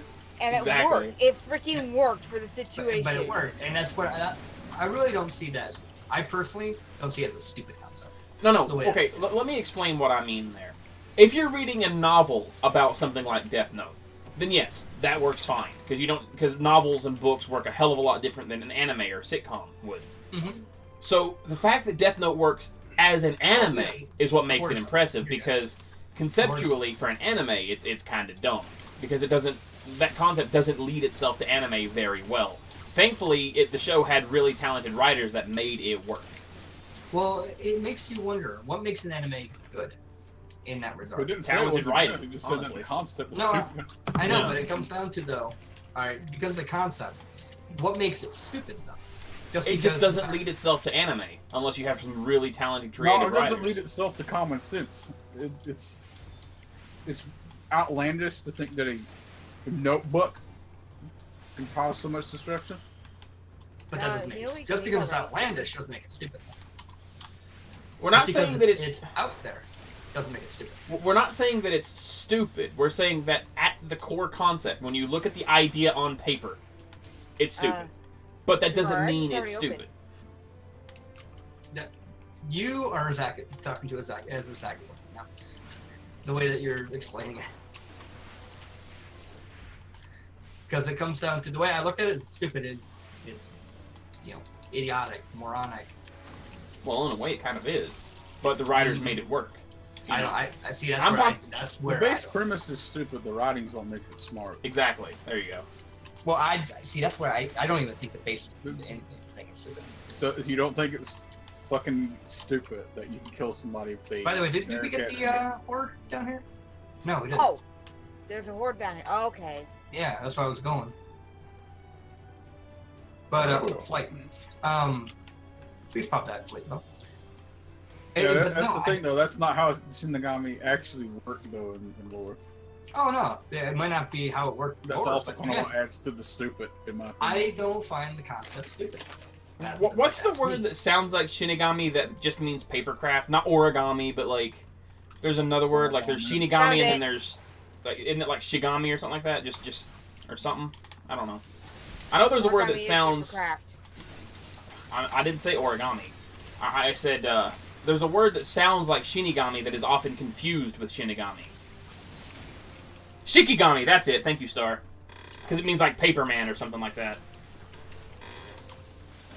Oh, there's a flight, by the way. We already popped one too. We don't need another. But no, it comes down to I don't see the concept. I don't see it stupid. But that's no, killing somebody with a generic ass notebook kind of fucking retarded. Well, it is a demon notebook, but that doesn't help. Yeah, but they're Shinigami. That's not how they work. So if we're even going by the lore, that's what all right. Let me try to clean it up here. It's a dumb concept. That doesn't mean it's bad. Another good example of what I'm talking about is like the episode in Futurama, the honking or whatever it was, where Bender was becoming a werecar. That's pretty stupid, but it worked for the show. You know what I mean? It's one of those things where it sounds dumb on paper, but it doesn't necessarily mean that it is. That's an example I would agree with you being stupid on, but I wouldn't agree with you here on this concept. That's how I see it. That's all I'm saying, is I just don't agree with that. Well, I mean, that's fair enough, but you know. I just don't agree with that concept being stupid compared to a fucking robot turning into a fucking werewolf car. That's a bit more outlandish to me. Well, a robot turning into a car is not as outlandish as killing somebody with a notebook. No, but a werewolf car? That's what makes it more outlandish. The werewolf part is what makes it ridiculous. Yeah, that's what made it ridiculous. Honestly, I have to agree with Drimmer here. I don't find the whole concept with Death Note stupid at all. It intrigues me as well. I'm just surprised they made it work so well. Because on a conceptual level, it does sound really dumb on paper. Notebook that kills people, you know. But that's not really what I'm getting at, because, like, to me, it's the concept of, like, that movie Carrie. At least I think it was Carrie. Where this girl gets killed and then she, for whatever reason, and possesses a car. And it's like a demon car. It's a weird premise. It's kind of... That's not Carrie yet. God damn it. You know which one I'm talking about, though. I don't know what you're talking about. Christine, that's it. Yeah. But it comes down to, it's like, weird. See, that's where there's a difference between it being a weird premise or an outlandish premise, as opposed to saying something is a dumb premise. There's a difference to me. I'd say with a lot of the rules set in place, it is kind of dumb, but the writings don't make it work. Well, I can understand why people say it's dumb. I don't see it as dumb. I loved the detective cat and mouse thing of it. I loved that aspect of it. Fucking Light stole the show. Her hell stole the show. Not Light. Shinigami thing. There are people that Shinigami can't kill, and that wasn't played into the show at all. Yeah, it was. Which? No, I mean literally, they can't. There is no. You can't Death Note them, write them off out of existence. These people can't be killed by the Shinigami methods. That means that Death Note would work on them. And that would have been more intriguing to the show as well. Now, what do you mean that they can't kill? Like, what do you mean on that one, Tom? Like, example, how the Death Note works, and like the lore, like the Death Note won't work on them. Literally can't. Even if you know their full name, won't work. Interesting. Where are you getting this from? This is in. It's from the Do anime. you not know? No, it's not from the No, anime. it's It's from not. actual lore of Shinigami, what they are. He's talking about the actual lore of them. Yeah, the owner of the Death Note, if their name is written in the notebook, they don't die. I'm not even talking about that. I'm talking about actual lore, because they don't use notebooks in actual lore, but they just humans they can't kill because they're beyond them. It's this whole divinity thing of them. Like the spirits can't touch them. So in other words, like, okay, let's say for example, special. Like a Shinigami wrote down, what was his name? Not John Wayne Gacy, the Kool-Aid dude. Forgot his name already. Jim Jones. There it is. Yeah. So like, if a Shinigami wrote down Jim Jones because he was quote unquote divine, he wouldn't have died from that. Is what you're basically getting at. From what I understand. That type of thing. They're beyond their supernatural abilities naturally. They're just born that way. But so like, okay, so their spirit is kind of like a divine entity. Well, they're just kind of divinely protected from them, basically. Yeah, that concept isn't played in. So yeah, that would actually been a cool concept to put in there too. Because that would have put something right in Light's path. They're like, oh, well, I guess I can't do that to them. I'll tell you this much though, like Death Note to me. By the way, spoiler warning. Just saying that. To me, Death Note's one of those really weird shows where it's like the opposite of the hero's journey. Like, you have this character that you kind of like at first. He's kind of like this average kid who doesn't want to do any wrong or whatever, and then he gets this sort of like twisted sense of justice, and you start hating him more and more. Because, like, you know, I get it, twisted sense of justice, but there's going twisted sense of justice, and then there's going too far. Light Yagami went too fucking far. Well, he's a villain. He's straight up a villain. He becomes the villain, yeah. He basically is the embodiment of the Batman quote. No, you can say that was in him from the get-go. The way he reacted the first time he used it, that was already in him. He was never... Safety. We don't need to use well, I mean, I could understand... He done something for a good reason. Here's the thing. I could totally understand any one of us who got a Death Note. I could see any one of us, as innocent as we may be, or as good as guys as we may be. I could see one of us, every one of us, at least doing it once just to see. Yeah. The first time makes sense because you don't believe it. Like even Ryuk said, most people just use it once. Yeah. That's why he was impressed with Light. Yeah, because not only did Light use it once, he became obsessed with the damn thing. And the worst part is, that's kind of like that concept of what happens when a smart guy gets a hold of something super powerful like that. Well, you can argue that Light wasn't actually that smart. Oh no, he was. He was clever as fuck. Because I mean, smart. Well, he was decently smart, but you can argue he was actually equal. The thing is, you could actually argue that Light was smarter, but L was more clever. Because L, he was a super detective, but in terms of intelligence, L was kind of dumb. No, actually, L was. Or am I thinking the other way? It's the other way around completely. Okay, L yeah. 100% more intelligent than Light could ever have been. Yep. Yeah, which is why L was able to outsmart him at every turn. Right. It's the fact that it was supernatural that threw L off. If it hadn't been for that fact, Light would have been caught instantly. The first time. Oh no, guys! Killed, when he said items are unavailable, I can't use my echo drops. Oh shit! But don't you remember the setup from the first time? Yeah, I remember. Light was caught instantly by L. Well, not directly caught, but more or less. No, he was outed, but not really caught. But he found out that he existed. That's true. And you need to figure out how he was doing it. Because the one biggest mistake that fucking Light made was killing Lindell Taylor the way he did. Yeah, and that's where it proved that Light was a villain. Because all the other ones before that, he was killing people that, while he didn't know for a fact the bulk of them, he thought that they were criminals. But this person that he killed, he thought was a good person that was trying to stop him, and he purely killed him because he was trying to stop him. Right. That alone made him instantly the villain. Yeah, that was kind of when I started turning against him too. It was like, I can understand why he did it, but No, sight. I'm eating some more pocket. I got my hands full. Okay, it's not really raid night, Yoshi. That's tomorrow. I'll do it. Yeah, that's done. Alright, good. This is just power for the dead. My hands were full. No worries. But yeah, and that's the thing.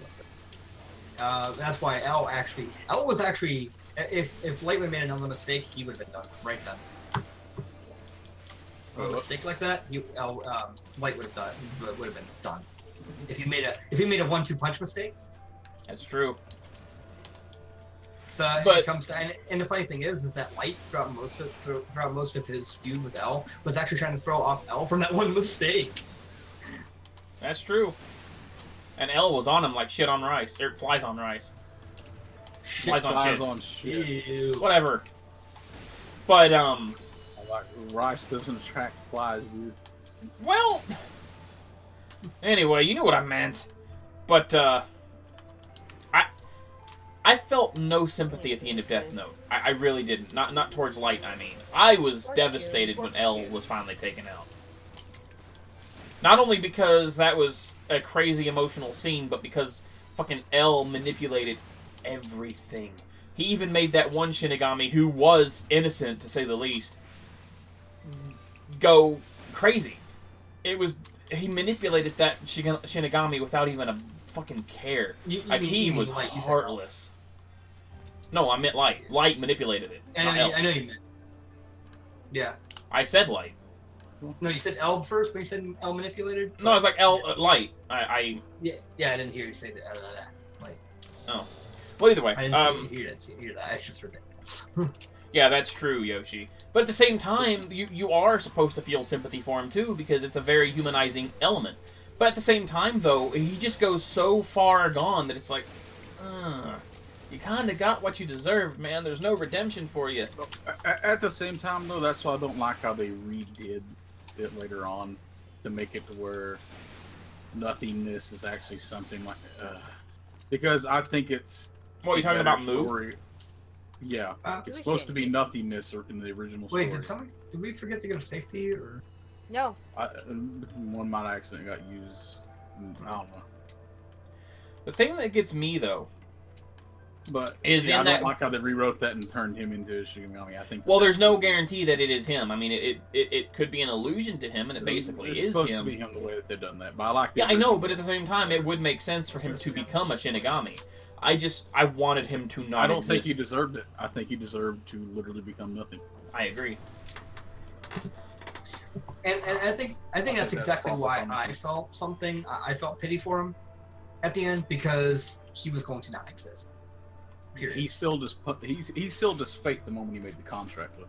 Even if he did, that's why to me it's like even if he made his own bed in it, I'm still gonna feel pity for him.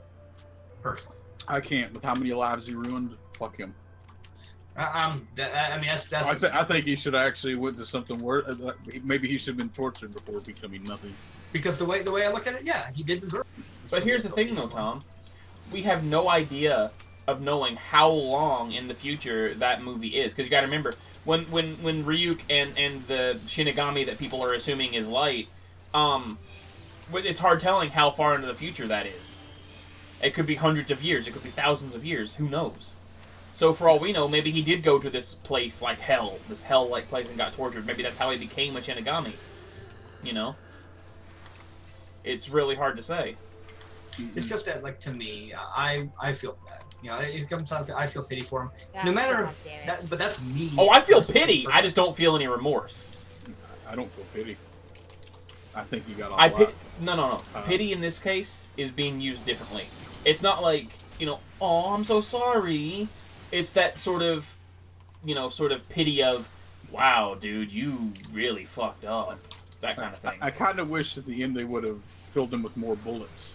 Like, before he you know. I gotta be honest, I kind of hate that they pussified his death in the anime. Because his manga death is wholly more sad. It's conceptual. Not sad for him, but just fucked up. I think it's more deserved. Yeah, because he gets reduced into this fucking squabbling little child, basically, when he's in that last moment. He doesn't get to die peacefully and alone, like he does in the anime. He gets to die a miserable fucking death, which is what he deserves. I'll pop that. Okay. But it comes down to, while he might have deserved it, that's where I personally, I do feel bad for him. Because no matter what, even if he did all that, non-existence, oof. I feel bad on a human thing. That's how I look at it. I would feel bad on the human level, if it weren't for the fact that at that point, he wasn't human anymore. He was a goddamn monster. Well, yeah, but he's still a human, really. So when it comes to that, I still feel bad. I mean, it's still a loss of life. And to me, it upsets me on a whole different level. Because even monsters can be redeemed. He didn't even have a chance at redemption. Well, that's exactly the way I look at it. No, he actually had a chance at redemption. That's... In the story. Oh, no, that's true. You're right. When he played himself. That was his chance for redemption. But the simple fact that he knew what he would do and he played himself shows that he was a fucking monster. He lost his redemption right there. I guess that's true. He was a fucking monster. And he did that all to get closer to L, too. Yeah, that proves how much of a monster he was. The way I look at it is that regardless of monster, I will feel sad for anybody who doesn't get it. That's me, though.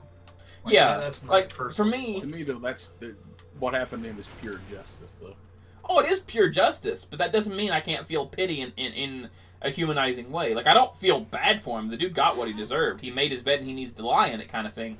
But I feel pity because he didn't get a chance to correct his ways, to you know, maybe come back. The chance, though. You know what I mean, Mr. Interrupty. I'm just bringing up the fact that he had the chance. I know he had the chance, but I mean, like, ultimately, he chose to stay on his dark, twisted path or whatever. But for every light, there is a character who is equally good, essentially, because that's how the world works, in balance. Yeah, there is. His dad is the example of that. Yeah, exactly. Yeah. His dad even got used and abused. That, I gotta be honest, like, I was losing respect. Oh, God damn it, I'm a fucking code. But yeah, his dad is the example of, no, not everybody's going to do the same thing that he... Yeah. His dad, even when it came down to it, he couldn't do it. Well, he got shot before he could, but he would have if he had to. No, but the thing is, though, he couldn't. Didn't you see it? Like, he only wrote down his first name. He used it as a threat. As a threatening thing, but he wasn't going to do it. I know. The he got stopped before he could, even if he was going to, though. Freya popped a flight instead. Because these guys are currently talking. Oh, no, I can get it. Oop, there. Got it. Right.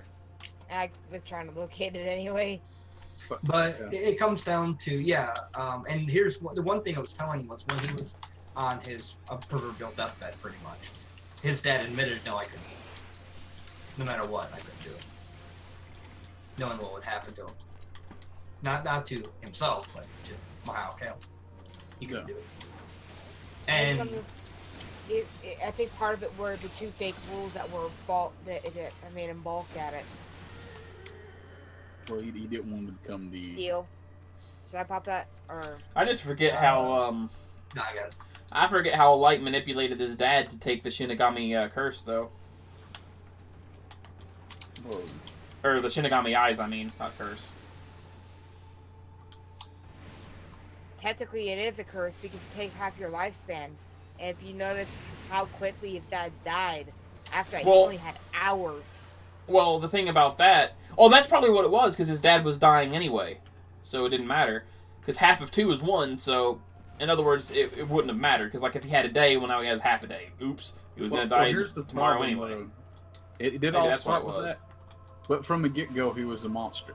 Because the only person that done something even remotely bad, and it wasn't bad enough to be killed for, was the first person who done it on. Everybody else, just because they're in jail and they say that they're convicted for these things, you don't know they were actually convicted for these things. That's true. Really could be innocent. That's not how the justice system works. They could have been completely innocent and just put in there under suspicion. Yep. He was murdering people that could have been 100% innocent. And he's definitely murdering people that did not deserve fucking death. So that, from the get-go, he was a straight-up monster. I understand the trying it the first time. That's a curiosity thing. Anybody can be guilty of that. But after that first time, when you see potential to do quote-unquote good, you become the monster. Well, here's the interesting thing, too. Doing it the first time for curiosity, you still go to nothingness when you die. Because of that rule. Anybody who uses the death note doesn't mean that goes to have more hell, even if it's first time. That part's a little unfair, to be honest, though. Even so. That's why I'm saying, even if we think it's unfair, and I would think it's unfair too, but it comes down to, even then, would they also go to nothingness? Is the question. And according to that rule, they would. But also, I think there was like a caveat. Well, I think in the actuality within the context of how it works in that universe, like the first time they try it is them being tempted, and then rage. Okay. Rage. I don't think they actually will. That contract is actually there until they meet the Shimigami and they make the pact. I think that's true. Yeah. I think that's how it actually because if I recall, if they choose to give up the Death Note or not take that contract, they will forget they ever did it anyway. Well, I think in one of the versions of it, the Shimigami will just kill them instead of the contract being like that. That also makes sense. Better than going to nothingness. Yep. It's true. Definitely is. But I 100% understand the curiosity part. Yeah, I 100% get that too.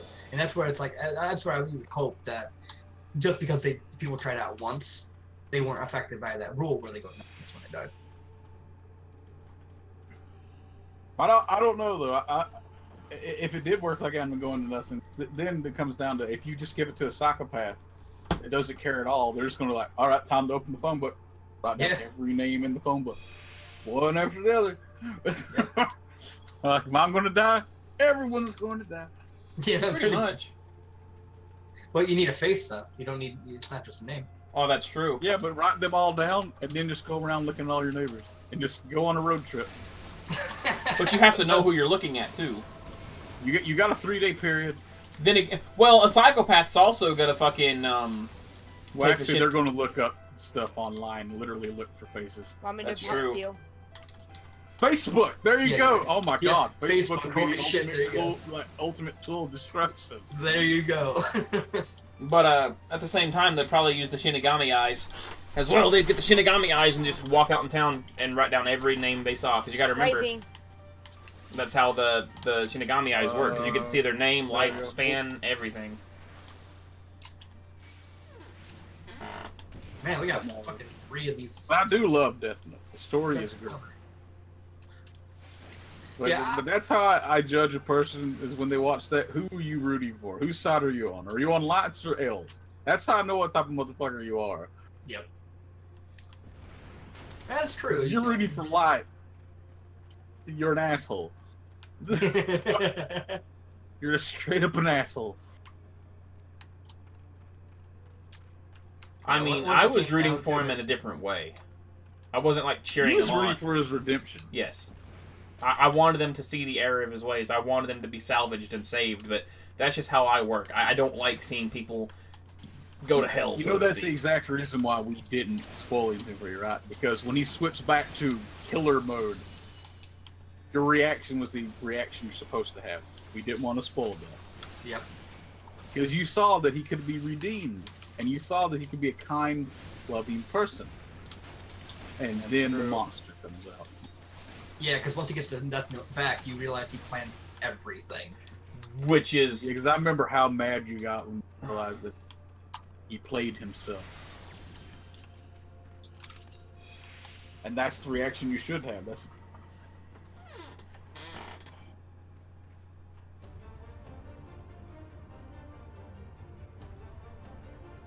And that's why I said he had his chance at redemption. I'm gonna wait till these things are gone.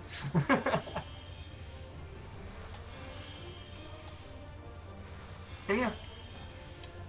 Even though he had his chance of redemption, I'm definitely gonna feel sorry for somebody who doesn't get redeemed. You know, I'm gonna be remorseful at that. I'm gonna be sad that somebody didn't take that path, but they also then deserve it because they purposely chose not to take that path. But at the same time, though, what does redemption really mean? It's one of those kind of quandaries. A psychopathic killer. But what if that was being redeemed on the other side? It puts things into perspective, don't you think? What? Wait, label that question again? What you just said.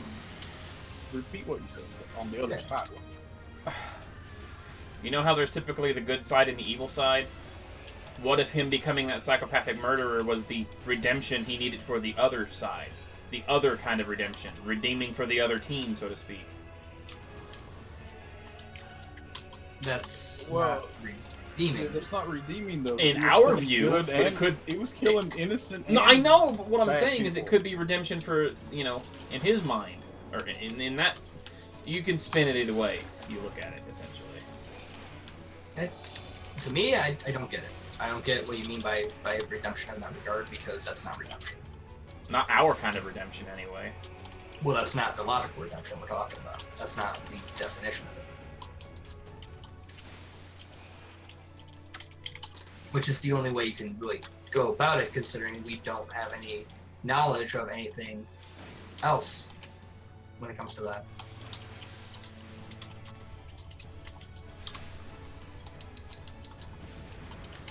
To us, redemption is just that. It's taking responsibility for your actions and not doing it again. Alright, let me try to explain it in a way that I think will hopefully make sense. You have two armies fighting. Both armies are righteous in their own right. No side is wrong. It's not good versus evil, it's a moral gray area.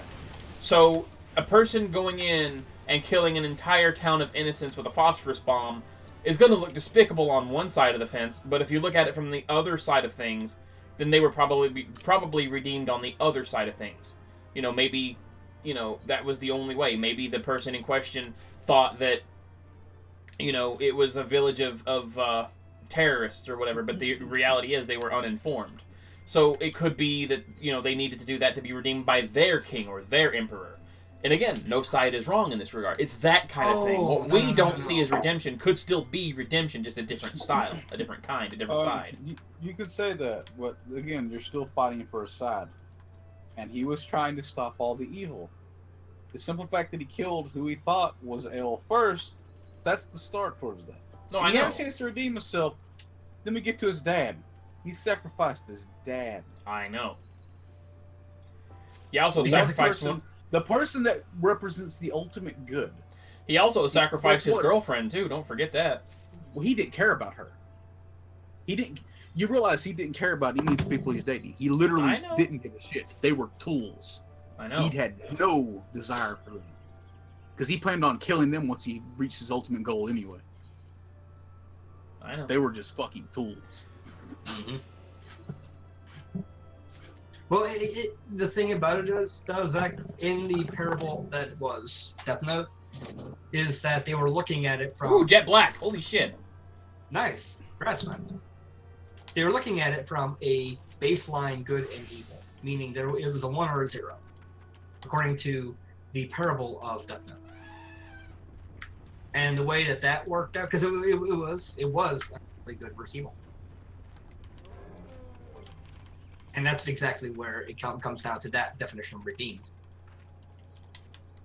And what he did was evil, according to the parable.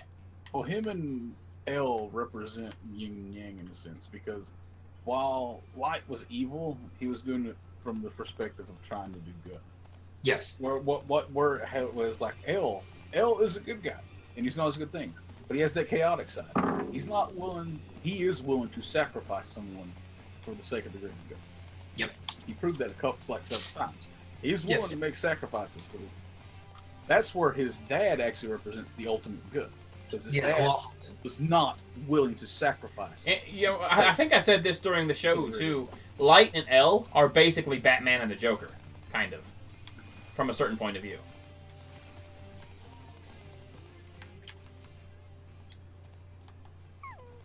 A little bit, but the yin and yang thing is a bit better than this. Yeah, it came down to, you know, Light was being more lawful evil, and L was being more chaotic good. Yep. In that regard. And you know what's really funny about that too, by the way, is that's kind of like, that is like a proper yin yang right there, because it's showing, you know, that you can do evil to do good, and you can do good to do evil too. Essentially, think about it: lawful evil and chaotic good. Those are two terms that seem like they would be counterbalanced in and of themselves. Lawful, evil. Evil is chaotic. Evil is not lawful. How do you have something that follows the rules but is evil? I disagree with that. Like, I'm talking from a generic standpoint, Vel. Let me speak. Even from a generic standpoint, it's not. Vel, please. Let me... Because the thing is, and what I'm saying is correct in this regard. Not moral gray areas, nothing. I'm talking plain as day, like on paper. Chaotic good and lawful evil sound like concepts that cannot exist, because it seems like they would be opposed. You know, good isn't chaotic, evil isn't lawful, that kind of thing. On a generic, general level, it seems like they would not work. However, when you actually apply them and see how they work, you have to do a lot of mental gymnastics to really see it. But on a basic level, it feels like lawful good, or lawful evil and chaotic good cannot exist, but we know they do. It's like that's why it's a yin yang. There's a little bit of good and evil, and there's a little bit of evil and good. You know, that kind of thing. You know the craziest part of that, though? And this is where I don't see it the same way, because lawful works way better with evil than chaos does, because you can get away with evil easier, and you can justify it, whereas chaos is just that. Whereas good works really well with chaos, because most people want to try to be good by nature, but we're chaotic beasts. Well, and in chaos is when the truly good will shine. And I get it. That's what I'm saying. You have to do mental gymnastics to really see how it works out. But the law, you're not always going to be able to do things. So well, if you're doing it by the law, are you really good, or are you doing it because you have to? That's why I said, you know, in chaos is when the truly good shine. I get it. Yeah. I do get it. Like, you have to be willing to break the laws that are unjust. Oh no, I get it. Yeah, and you can argue being chaotic good is the true good, really, in that regard. But then, or at least the realistic. And then it comes down to, you could also say lawful evil is actually the most dangerous kind of evil. Well, yeah. Because there's no greater evil, or there's no worse off threat than somebody who thinks they're doing good. Because the worst atrocities have actually been done by those who thought they were doing good. Although, to be fair, I think neutral good and neutral evil, if we're talking about D&D alignments, is probably closer to the actual source of good and evil, if you really get down to it, because they're erring to the side of neither. They're just good and they're just evil. There is no in-between in that regard. But when it comes to people in real life, like a real-life scenario, what your average person represents in like a D&D standpoint, we all are neutral. Yeah. We all stand for true neutral. That's the human standpoint. Yeah. Individual standpoint, that's where it gets more complicated. Well, no, when you get the concepts of good and evil from a D&D standpoint, that's a way more pushing to that side than what your average person would. Like, none of us would really be in that good scale or that evil scale, because we do have the concept of neutrality. And a lot of it comes down to basic human instinct. It comes down to those you have to be fighting your own instinct. Yeah, it comes down to instinct, and it also comes down to perception. Perception warps everything. Yep, that does. It really comes down to, but when we analyze events that have already happened, or such as, like, you put it on an artistic scale, like Death Note, you can look at it from a D&D standpoint because of how we're analyzing it. Hey, but as far as the realistic component, yeah, we are true. Now, it comes down to, though. Also, Leo and Yoshi, yeah. My personal viewpoint is Leo's already gone to bed. Oh, yeah, we all start true neutral, and then we err depending on what our beliefs are and what we learn. And it comes down to, over time, there are some people that lean towards, a lot of people lean towards a good end, but it comes down to, until you've actually analyzed it, can you truly see if somebody is going into that evil end?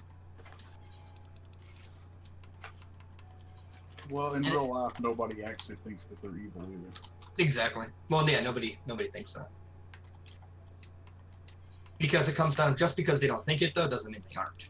I'm hopping out, guys. I'll catch you a bit later. Alright. Yeah, I was probably about to wrap up the stream myself, because we're done with Palace of the Dead, and I ain't got nothing else in mind. We should just start a podcast. Yeah, no, really, geez, we would go throw into one topic to another, and it would be very thought-provoking.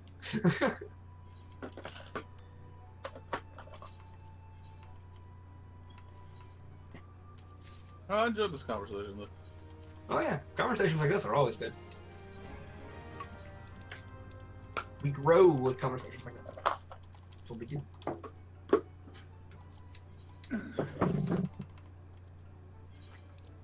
But the whole concept of, like, feeling sympathy for monsters, it's easier to do when it's got a human face, but a lot of people, I actually find myself in the concept of games and stuff feeling more sympathetic towards things that aren't so human, as opposed to the ones. Isn't there a game that kind of goes into that? Like, is it Orcs Must Die or Of Orcs and Men? I can't remember. I know it's one of them like that. Of Orcs and Men. That's why I thought it was that one. I just keep wanting to think that it's Orcs Must Die because of the irony of the title. No, Orcs Must Die is more of an arcadey game. Yeah. Yeah, that is arcadey, for sure. But, yeah, because that's the reason why I actually don't feel no sympathy towards Light. To me, he's a monster beyond redemption. A monster beyond pity. Yeah. Really because of his actions. That's fair to look at it. Yeah, and I can understand it because he did, in the end, I think we all can agree he deserved it. But a good example of monsters that I do feel bad for. That looks cooler than I I thought don't it know was. if Final Fantasy XIV is in the Primates. Because they're creatures that should have been dead for a long time, but they're brought back not through their own machinations, and they're brought back as bastardized versions of themselves. So they can't help but to be monsters. Yeah. They are bastardized from what they originally were. Unlike Light, who is just a straight up fucking monster of his own creation. Yeah. Yeah, I mean, I think it's more so you have more sympathy for those who are forced into a role rather than choosing a role themselves. Yeah.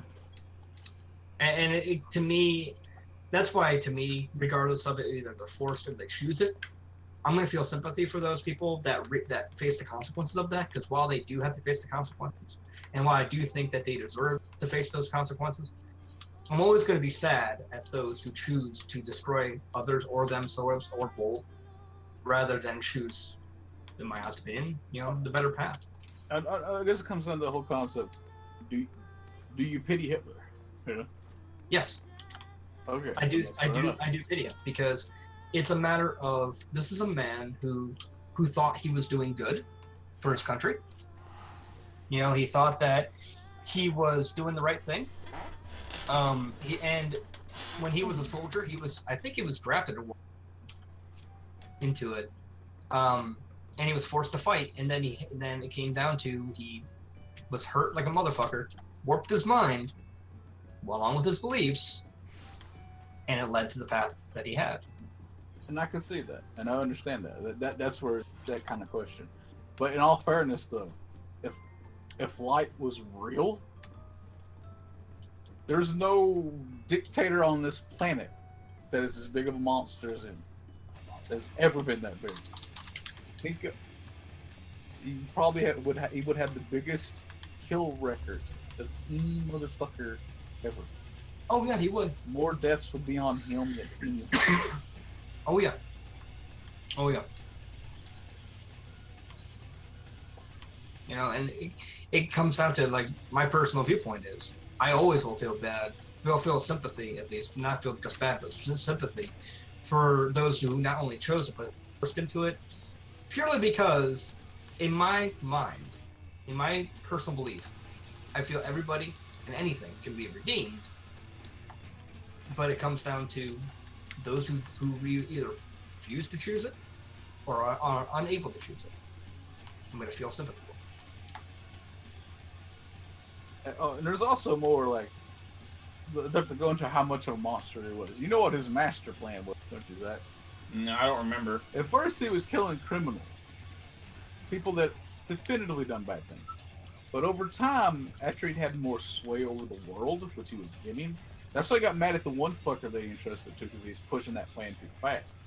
He was going to start killing off people that were not living up to, quote, his standards. That's true. You know, I remember now. That were lazy or not doing their own shit. And that goes beyond monster at that point. But he wanted to be a god. That's why I'm happy that he became a sniveling little piece of shit in the end. Hey Vel, can you come to the FC house for a sec? Yeah, and I can understand why, you know, that I would say we would feel relief at the fact that he turned, you know, he ended up, his plans ended up to nothing. Yeah. Where do you want me to come to? To the FC house. Oh, sorry, I keep you on. I didn't mean to. And I'm relieved that his plans came to nothing too. What he did was absolutely abhorrent. But it comes down to, even though he had all these plans, and even though he had the will and the determination to do it and to see it all the way through, it makes me sad that the fact that he chose it. It makes me sad that he has to suffer now nothingness for what he's done. And I wish he didn't, but he did. Unless, of course, you believe the stuff that's set in the future where light is more or less a Shinigami now. Well, that's where, to me, it's like that. I see it as two separate universes. Because there's that one story, like when it comes to Death Note itself, at its pure form, without it being any other things canon or added to it or taken away. I see it as that's the pure form of Death Note, just like I would see the original trilogy of Star Wars, the pure form of that, and then the next trilogy, its own little thing, and then while in the same universe and stuff, and then this. Oh yeah, I forgot about this year. Yeah. Let me put this thing up for sale real quick. And to me, like in the pure form of Death Note, what that story was trying to convey is that he ends up going to nothing. He ends up just not existing. Well, to be fair, the Shinigami realm is actually what Mu is, so it does make sense for. Not in the original context. Because Mu is nothingness, but the Shinigami realm is still a dimension that exists. Whereas nothingness is absolutely nothing. He goes to a zero. There's nothing of him. No trace, no nothing. And when it comes to that type of punishment, I don't care who you are. I'm gonna feel sad that if that's the punishment, then I'm gonna feel sad for you. Yeah, I get you. But that's You know me. what? I think that's a more fair punishment than hell. Non-existence is more fair than eternal punishment. 'Cause I don't think anyone deserves eternal punishment. I actually, you know what? I agree. I agree with you. Because at least they're not suffering forever. Yeah, he just doesn't exist, and that's why I think, no, that's a fair punishment. For all the atrocities, non-existence is a fair punishment.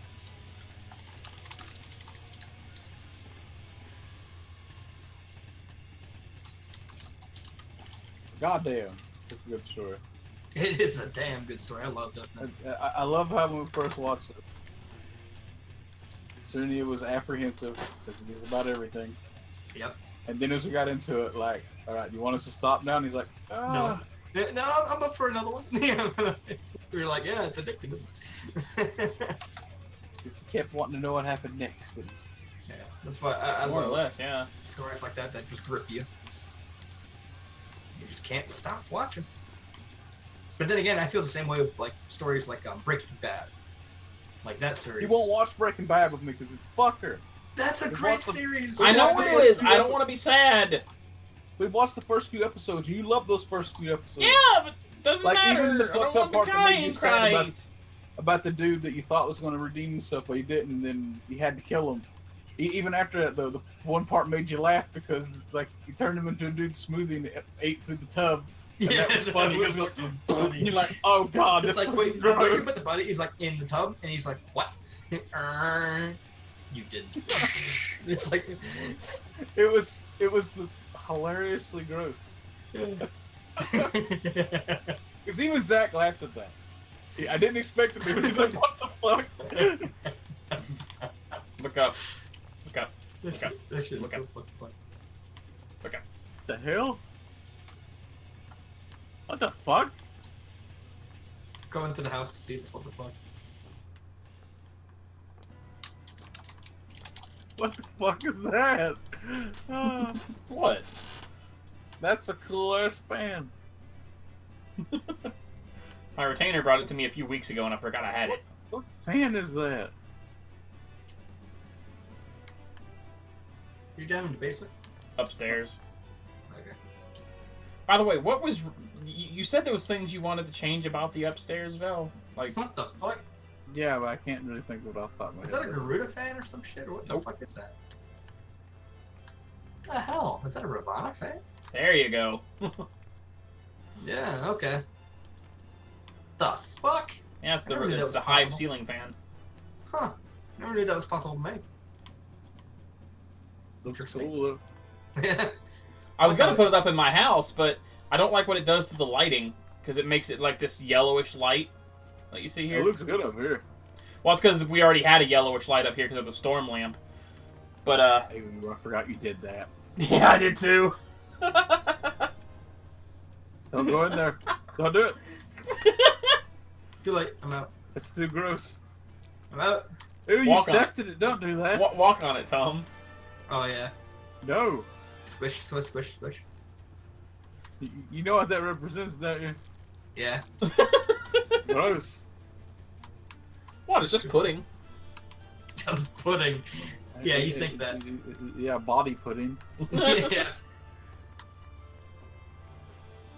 It's muck backwards. I see what you did there.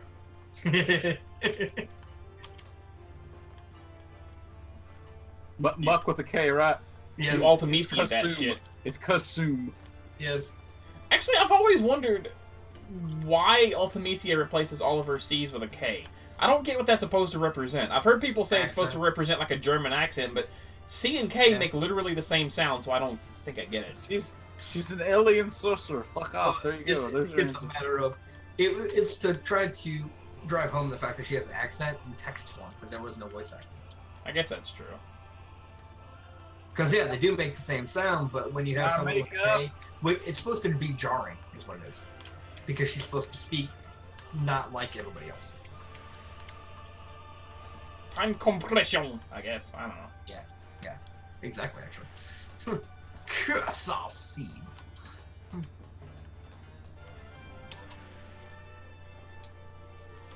Although the upstairs does feel a little cluttered. Especially in that jokey room. Like you have a blue light here. You have a blue light in the basement, but then you have a yellow light in the top. And then we have an ice light in the middle. Yeah. Well, it's like blue. We don't really need a blue light up here. You can blatantly see the cum stain. Oh my god. You don't need a light to see it. It's right there. You need a black light in here. You don't need it. I can see it. I don't need it. It's plain as day, and it has eyes. Oh. It's been left there so long, it's so crusty. So it's was now. it you two that did this, or was it fucking random Wasn't people? me. I had nothing to do with this. It's so old and crusty that it's become sentient now. So That's why I put it there. I thought it would be hilarious. it is fucking funny. It's like, hey, Nord. And the worst part is that's not its normal color. It's like this deep purple. But I decided to dye it Snow White to drive the joke home. Does this mean that this comes thing is part of the trauma canon now with Toxic Avenger and like Nukem High and all that stuff? Yeah. I forgot I put it here though, to be honest with you. And then the worst part is you have the freaking Nanta right in front of it, like, what did you do? And I don't blame her. It's like, nope, not touching that. Yeah. She's purposely. It'd be funny if she just looks at you like, why'd you put me here? I know, right? All I know is I don't want to touch that clock. That what? That clock there. What? Oh. On the counter. Yeah. That's so fucking funny. What would you do if it just started moving towards you? That'd be weird. That would be really weird. Oh, God. But this thing right here, I hate. I fucking hate this thing. I like it. Well, I like it. It looks cool when it's like this.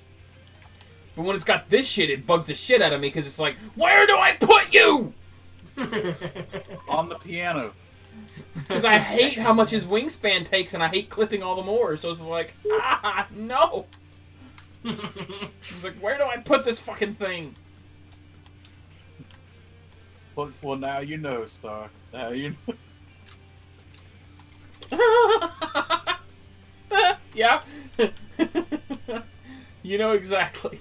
And the thing is, I put it there as an absolute joke. Is that Star admitting that she likes puddles of jizz?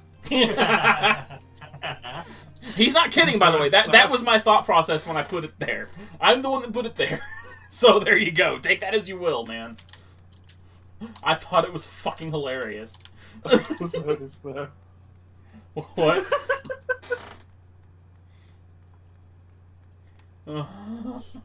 It just makes me wonder, why the fuck is it bubbling? Like, that would mean it was like molten hot. Like, what the fuck? That's why I asked if it's part of the trauma canon, because that's totally something that would be in a trauma film. God damn it, why are the doormats so expensive? Fuck. Or does someone's balls just explode? Like, fucking... Oh, I just remembered an artsy movie that we need to watch together one day, Zach. But we need to make sure today that, like, you do not want to be eaten during while watching this film. But it is a... Okay. What if it makes me hungry? It won't. What if it does? Pink Flamingos. Oh God, no, don't do it. I have to share that movie because that movie is great. That is like the ultimate example of like an indie film, but goddamn, it's very fuck you Hollywood, and I love it. Oh my God. But it is disgusting. Nah. You want a sad movie though? You want to crush Zach, by the way? Manchester by the Sea. No thanks. Good movie. I mean, it's really artistically well done, but it would hurt Zach. I know for a fact it would. It's an okay movie. Okay. It is pretty good. To me, it's really good. It's not one of my artsy-fartsy films. It would definitely crush Zach though. You know it, and I would know it. I still suggest that everybody watch Swiss Army Man, though. Yes. That movie is great. That's the concept of a stupid premise done well. Oh, the premise is so stupid. The movie, I'll tell you the premise. The movie is about a man riding a farting corpse. What the fuck? That is the premise. And it's goddamn amazing. It will make you cry at the end. It brings the feels hard. It does. Think, how the story has to go in order for the premise of a man riding a farting corpse. Oh, and if it helps, the farting corpse is Harry Potter. Yes, Daniel Radcliffe. It's like, okay. But Swiss Army Man is such a good movie. It is. Oh my god, it so is. It might be the best love story I've ever seen in my life. And it deals with a farting corpse. Yeah. That's fucking funny. No, seriously, it's one of those movies that it's like, you think we're joking? We're not. It's amazing. It's like, how do you explain that with a straight face and not have someone... It's so hard to explain it. And when you do, people won't believe you unless they watch it. Exactly. It's a movie about a farting corpse that is the world's best love story. It's like, are you drunk? Apparently, yes. It's... Yeah, it's good, man. It's good. That's a Kool-Aid I would want to drink, believe me. Once again, the title of the movie is Swiss Army Man, and it is just for anybody. I want to craft a freaking doormat, but I don't want to craft a doormat because it's tedious. God damn it. Uh-huh. Well, it's not really tedious. I'm just feeling lazy right now. Ugh. Because it requires four... Glade doormat? Well, I'm looking at the Riviera one because that's the only one I've crafted, and it looks the easiest of the three. Because it's like 4 undyed woolen yarn, or woolen cloth, then 3 undyed linen and 2 woolen yarn. And like, I have the flax to make the linen. I think I do, because I have 18 flax, but I can go get it easily. I know where it's at. Undyed woolen cloth is just fleece. I have plenty of fleece from where I farmed a shit ton of it back in the day that I never used. You want to know something funny, too? And woolen yarn, again, fleece. You want to know something funny?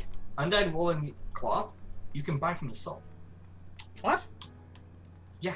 Really? You can buy that from the South. I found that out early on. Oh, I'm gonna go check. It's not that I don't believe you. I just want to see for myself. No, you can. I've done that before too. I used to make money. Yeah. Well, open the door. I did. I think woolen yarn too, but yeah, actually woolen yarn. You should be able to buy that too. Over there.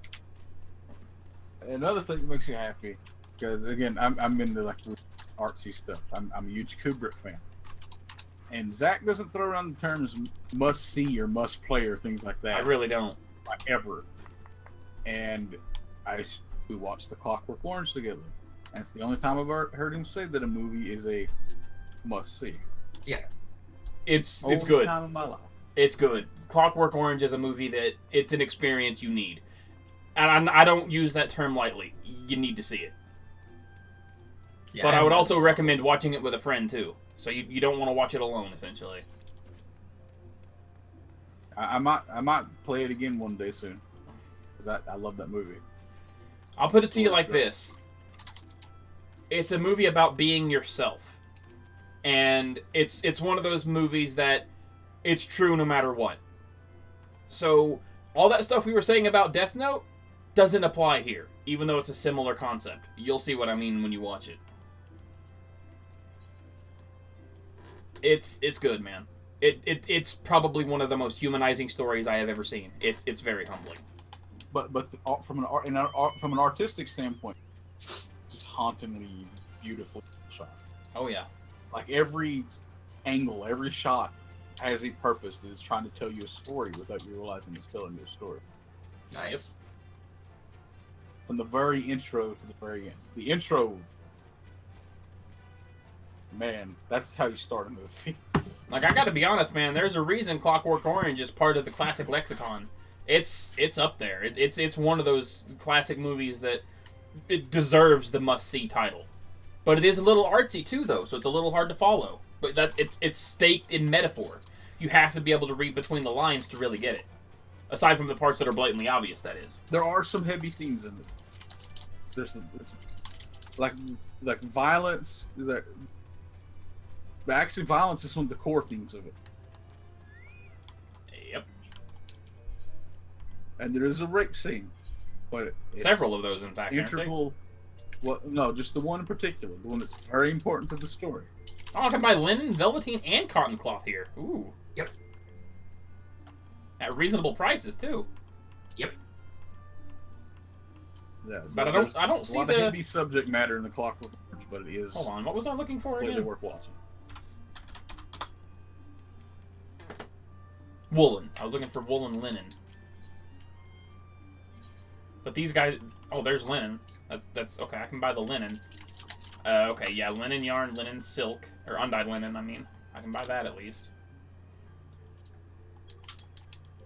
Alright, so what was I... How many do I need? Just make sure you have some milk plus, isn't it, Zach? Oh, God, yeah. It gets you ready for a bit of the good old ultra-violence, isn't it? Yep. Let's see, woolen cloth and linen. Alright. But, so, I can buy the linen I love the that I need. throne. Okay, so I have that. But it doesn't seem like you can buy the wool here, though. That's the unfortunate thing. Alright. So I got the linen. Now I need... Let's see. How many woolen yarn am I going to need? That's the problem right now. You seem like you were entertained by Phantasm.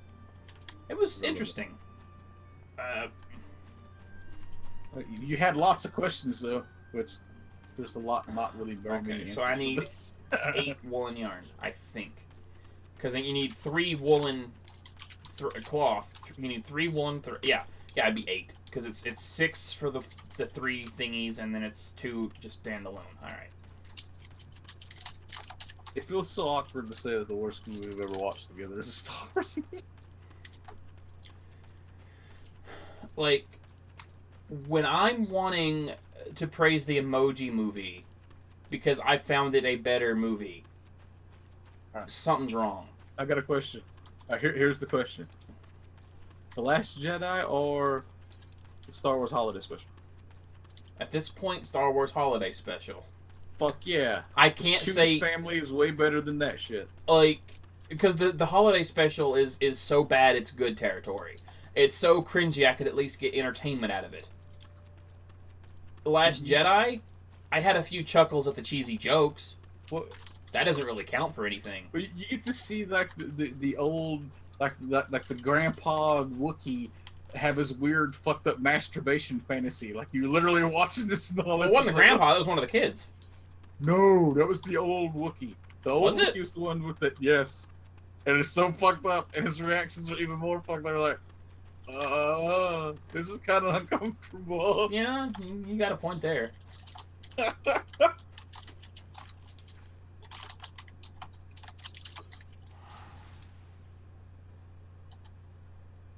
Mark Hamill looks weird in that. It's because he was young, and the makeup. No. He's playing Luke Skywalker. But I know, but the makeup. Where he got the scar, and that's the reason why he's covered in makeup, and that makeup just makes him look weird. Yeah, and like super shiny, like he's a robot. Yeah, it just like it was fucking cyborg Luke Skywalker. What the hell? What? Luke Skyborg. Luke Skyward. This is what happens when you mix Luke Skywalker and Data. Luke Data Walker. But it's way older than the character Data. Wouldn't it be funny if that's what inspired Data? That'd be funny. It looks like he's wearing plastic on his face. It's so weird.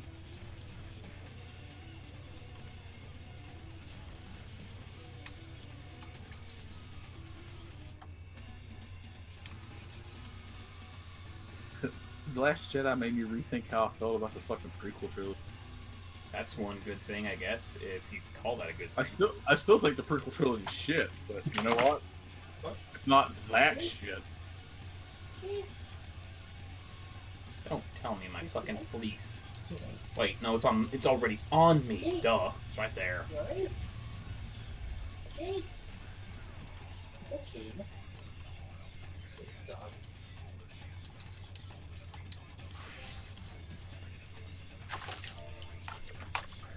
That was weird. My dog was like doing like a bubbling noise. I'm like, what the fuck?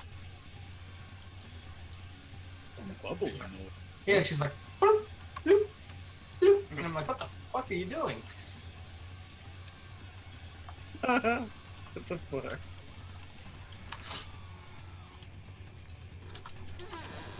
Well, it did make me think of how cats can be weird. Like, it's fun catching cats communicating with each other. The whole clicking noise shit, like the fucking bugs. Yeah. Like click, click, click, click, click. When you catch them doing it, And then when they realize that you caught them, they switch back to meowing. Yeah, that shit is funny. How about that cat that was trying to be a dog, though? Yeah, a cat that was barking, and then all of a sudden... Like, bark, arf, arf, arf! And then the fucking owner comes up and looks over and is like, arf, arf, arf, meow. It's like, oh, nice, dude. Yeah. Oh, God. It's great. I don't want. Hey, Phil, what have I told you about standing on the couch? You're a grown woman. You don't have time for childish antics like that. Me lucky bouncy. Me lucky.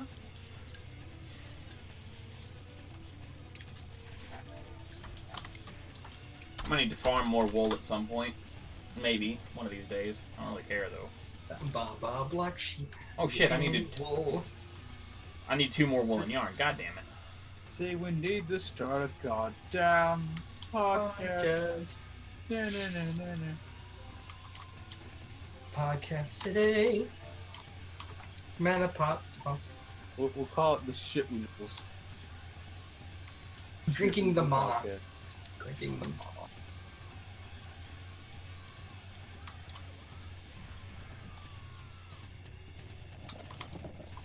The Come Hither podcast. Moles. Hey, what'd you say about Heather? We're not talking about a new $1. Ah!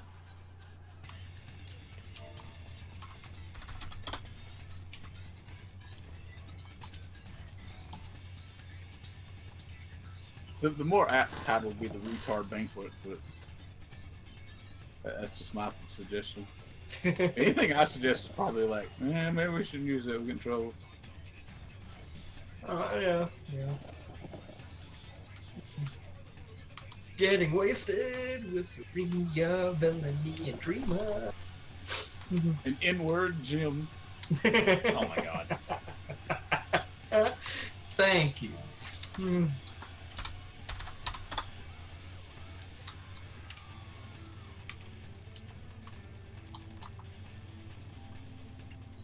Still can't believe there's morons that are wanting to fucking censor goddamn Huckleberry Finn because of that shit. Stupid people are stupid. Without realizing the context that, alright, this word's being used within context, the character's name. So, just or Twitch tries to pull this. The character Nigger Jim. There's a reason why he even has that top, because he's being used as a juxtaposition of everything, because he's the only character out of all the adult characters that he encounters that actually is a good and decent person. Yep. It's true. Why'd you do party? Cause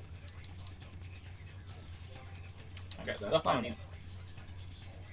Masturbate on the fish? Yeah. Masturbate on a fish. Oh hey, Palace of the Dead was on my Wondrous Tales. How about that? And make that bubbling rug. I already made it.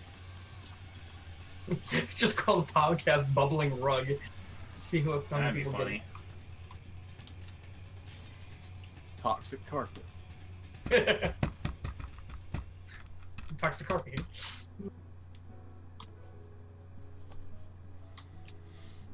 Where is King Catatterfish? If you're going to spew into this.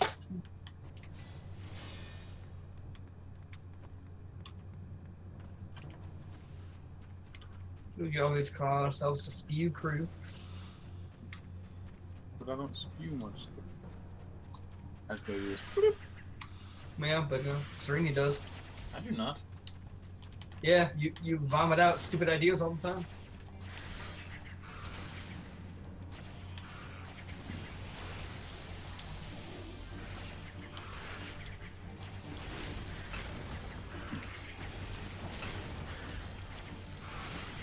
Be the haves and the have-nots. I'd rather be the want than the want-nots. Would you rather be a has-been than a number one? The unscrunchables. Scrunchable. Being a has-been versus a never was, that's a no-brainer. I want to be a never was. I mean, what? That's a lie. You just say it ever was. I want to be a Star Wars. Wait, what?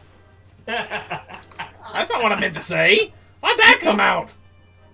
What the Star fuck? Wars. What the fuck, brain? That ranks right up there with I want to be a blitzball. Yeah. Which apparently wasn't a typo. Wanna be a blitzball so fucking bad. You know what I mean? That apparently was not a typo, because that exists in the Japanese version, too. Yeah. The kid proudly exclaims, I want to be a blitzball when I grow up. I wonder what the joke is. I don't get it. He wants to be an actual fucking blitzball. That's the only context I can get from that, but it's still weird. Kids have weird dreams. I just can't believe how much potential was wasted on The Last Jedi. Oh, to be fair, when I was a kid, I wanted to be an Autobot. So, there you go. You just say Autobot, yeah. That's what Dreamer just said at Star.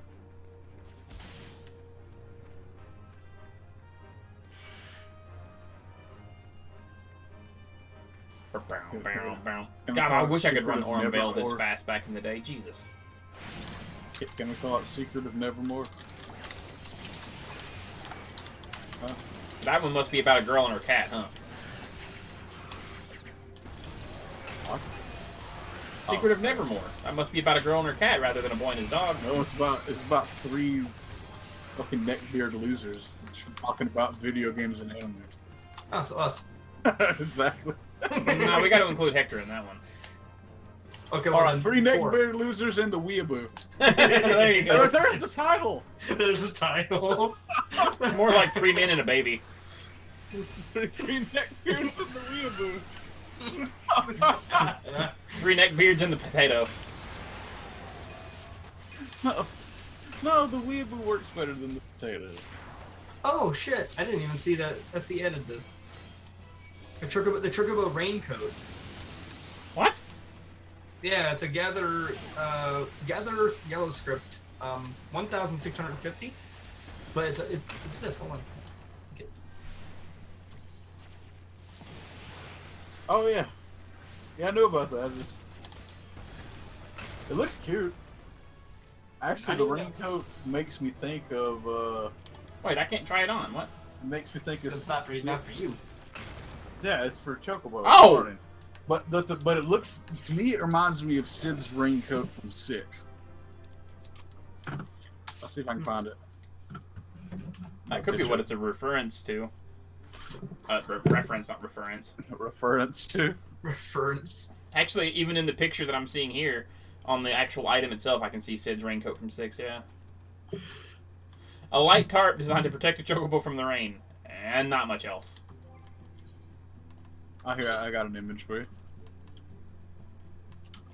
Well, I might have an image.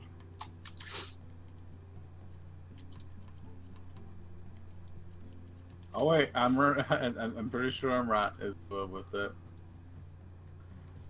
Pretty much, Star.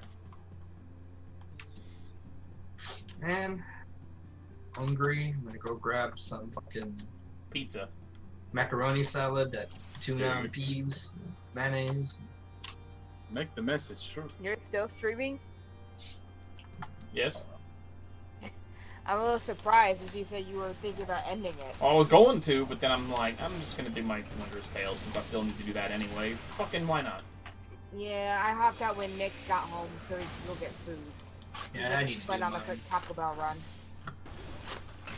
Taco Bell. Gross. Make one of us regrets. There you go, sir. And yeah, it is actually pretty sure reference did from 6. Who's talking Can you say it? I haven't. I can't look right now, dude. Oh, cool. When you get a chance. I need to get turn 2 done. That's adorable barding.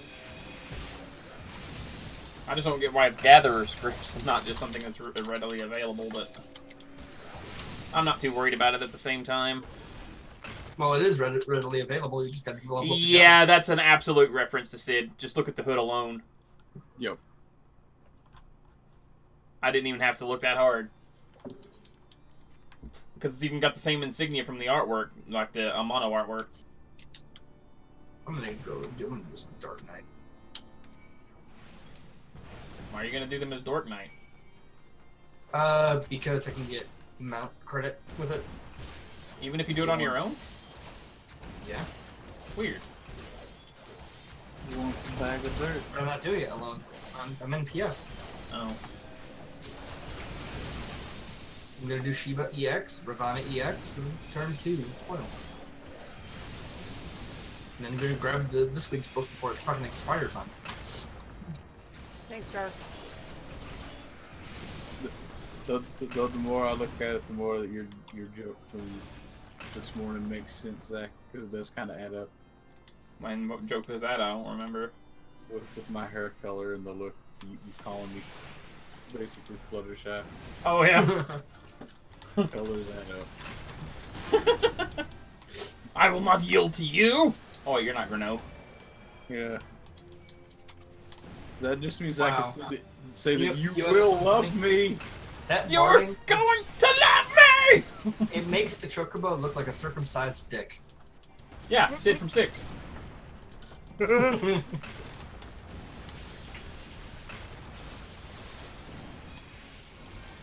old granddad. Oh my god. A person joined my party called Lady Daytona. Daytona! And she's on her I server. would like to be a tree. Woohoo, woohoo.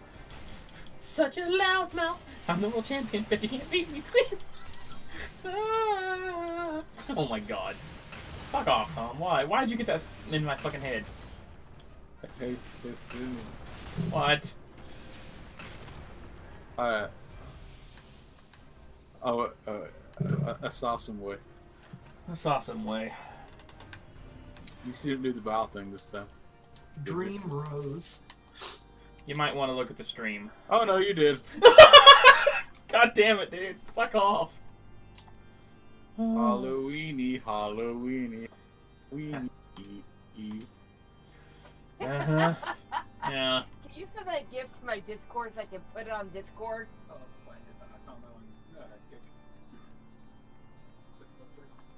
You should be able to just like hold on, like press and hold on the video or GIF and go like copy link or something like that. Or share. Wait, did I open the treasure chest in there? I don't think I did. I'm gonna go back. Undersized party. Kilo. Shiver Extreme. What is it about jelly donuts that gets you so fascinated, Vel?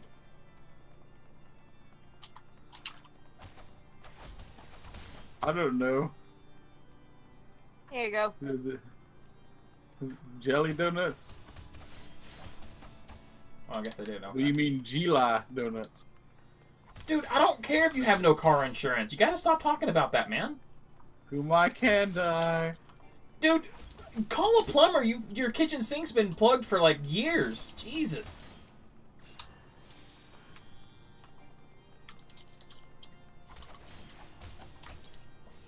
Rise and join the chorus, my brothers. 3 neckbeards and a weeaboo. Go! We'll call it the Rose Tico fight.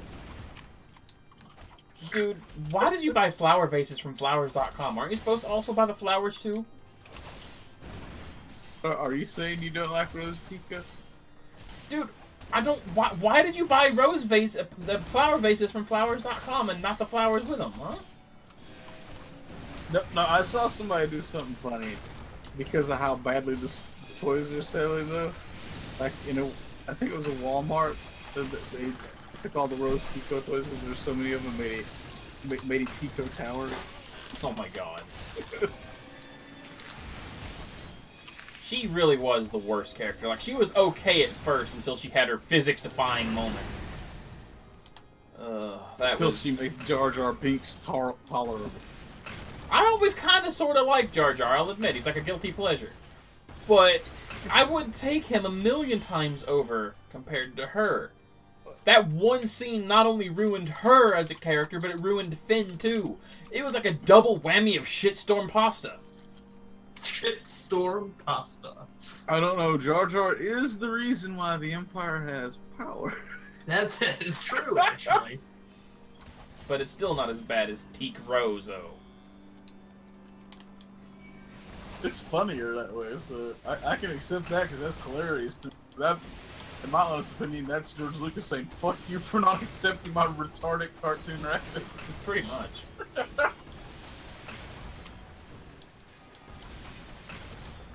Oh, man. Sorry I'm rambling so much. I'm just trying to wind down a bit. You're fine.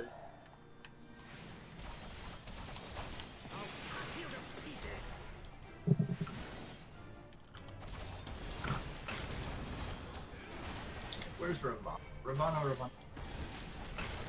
You should look at what Kaylin linked to.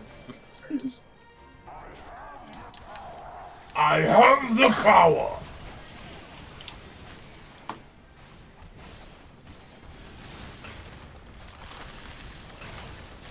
I don't know how you linked it with the time code, though.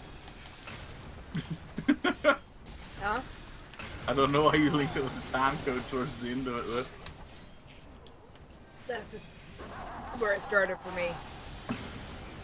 This is a video I watched before. Okay, I get it.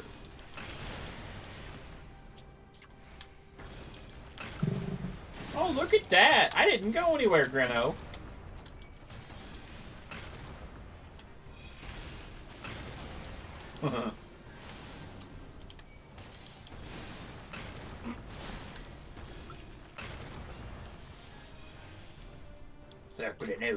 Here's a funny for y'all, by the way.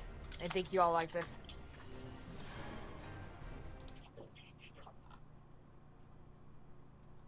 Did you really link the freaking Fluttershy thing, Kaylin? I did that by listening to something else too. You think you like that better?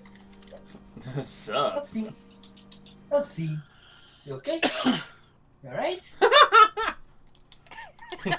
Woo! Sup? I love it when I'll cats be right do back, that, guys. and they just freeze frame themselves, basically. So great.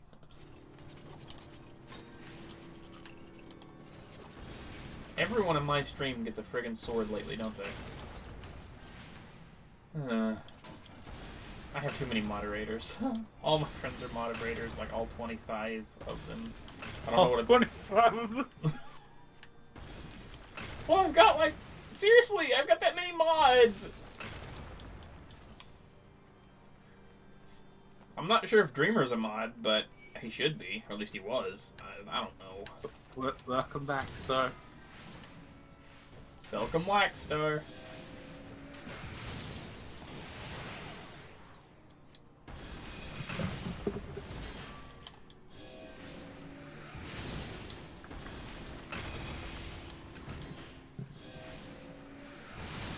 Watch out for the oranges, they'll break your face.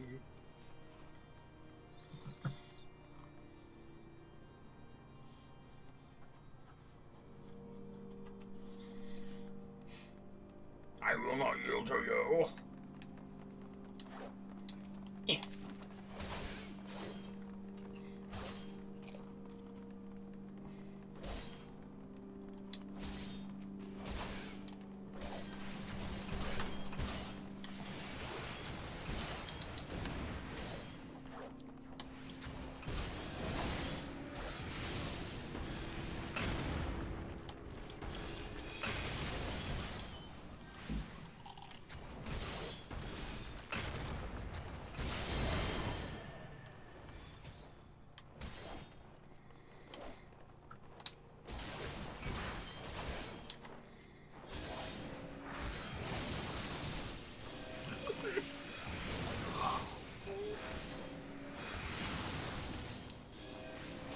I'm going to link this here and in the chat, I think.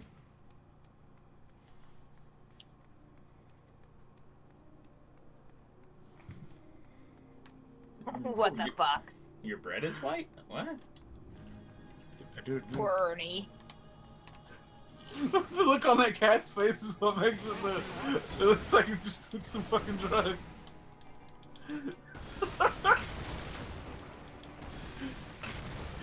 Oh goodness.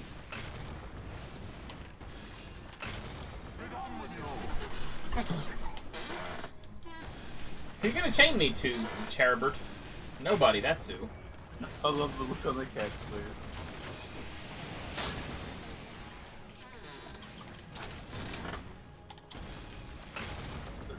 That's not essential fucking, that's I'm showing you who's boss fucking.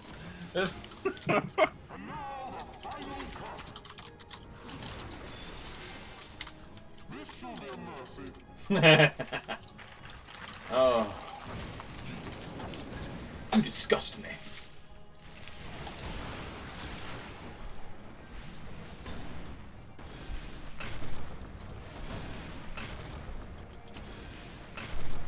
Sickness must be purged. Oh no.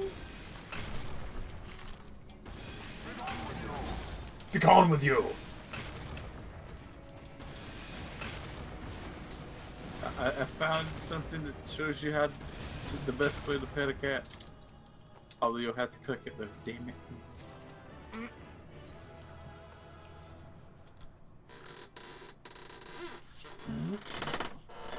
This is how you pet a cat. This is the way we pet our cat. Pet our cat. Pet our cat. I'll be right back. Pet cat, why is she wet? Walls. I'll be right back, guys. Alright.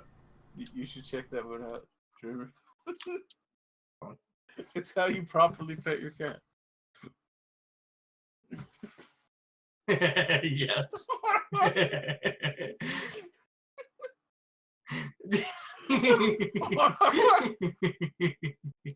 like how the cat's like, oh, okay.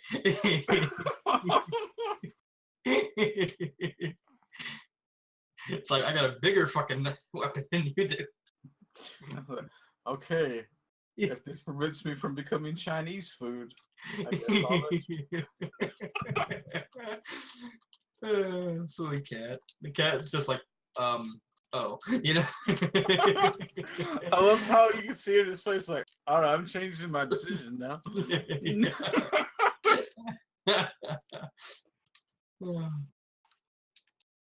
That was too fucking funny. The best part is you could tell it was a fake knife. Yeah, it was a fake knife.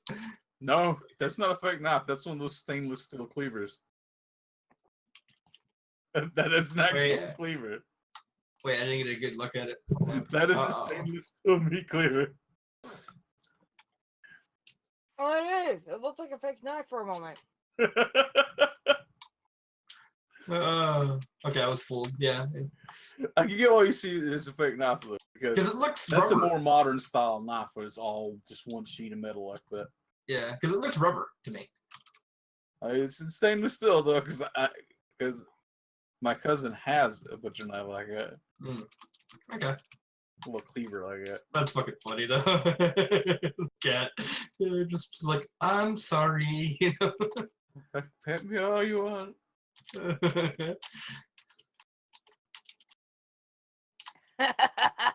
Nick sent me another one. It's like, I'll be a good kitty, you know. There you go. And for those of you in the stream, I'll paste it here too. Oh my god, it's a mutant dog. I stood in the wrong area.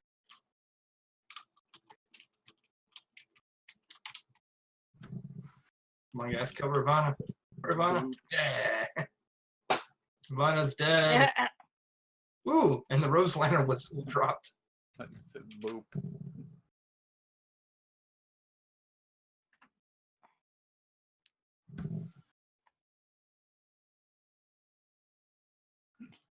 That might be the best sign ever.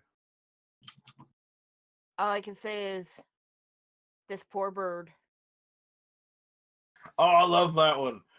The other one, my cousin, like, nope, got it. And you see on his face is like,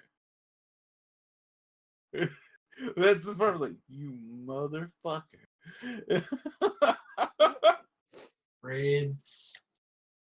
Raids. Turn 2 coil.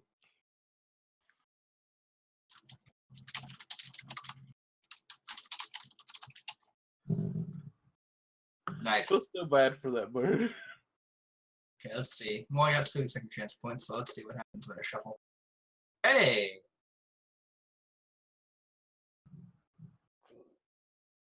Oh man. Alright, What was on your cord? My chair was. Your car show. Oh, that poor bird. Yeah, I love that one. Just wants it. the bird's like, God damn it. The other bird just takes it.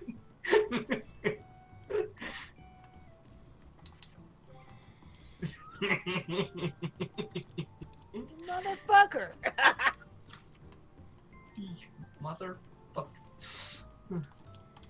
Oh, not that one. I clicked on the wrong one. Too good.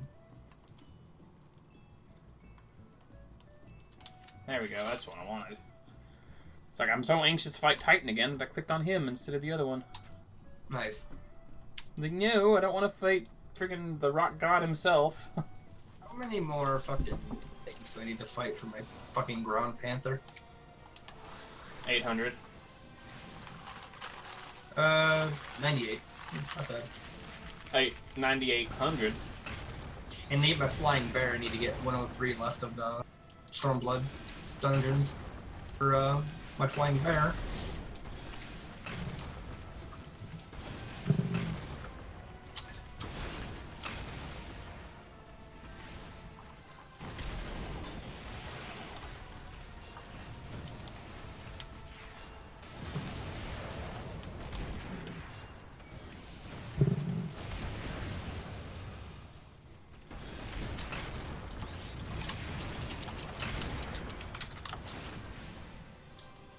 Yeah, I'm gonna go get some rest now, everybody. Nobody wants to join me for fucking T2. Makes me sad. I'm sorry. Yeah, gotta get some sleep then. I'll talk to y'all later. Good night, everybody. Later, bro. Later, man. Take care. Yepper.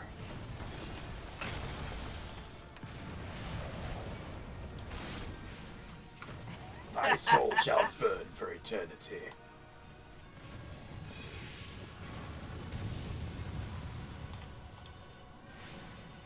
Thou art strong, mortal.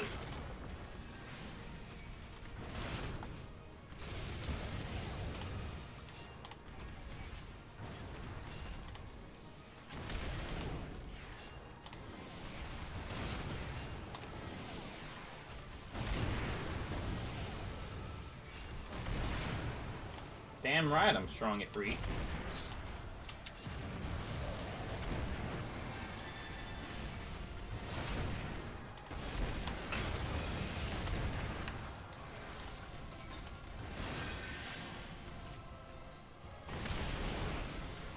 So strong you don't even know how strong I am.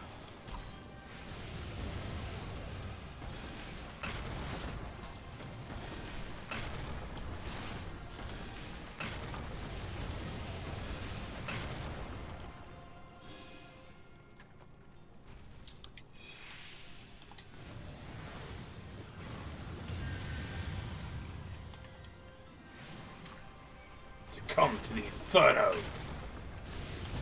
How about we don't? Does that sound like a plan?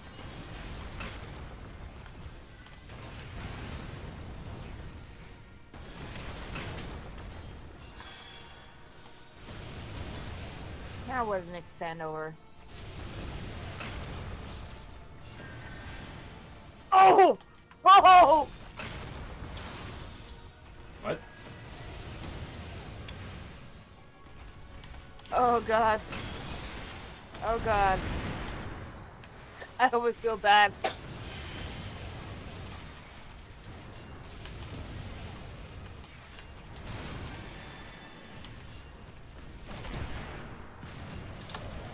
Now I know that's GTA, but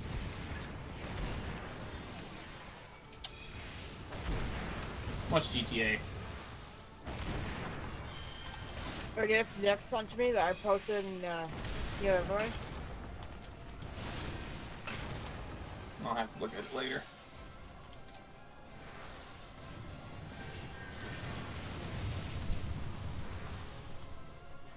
That car.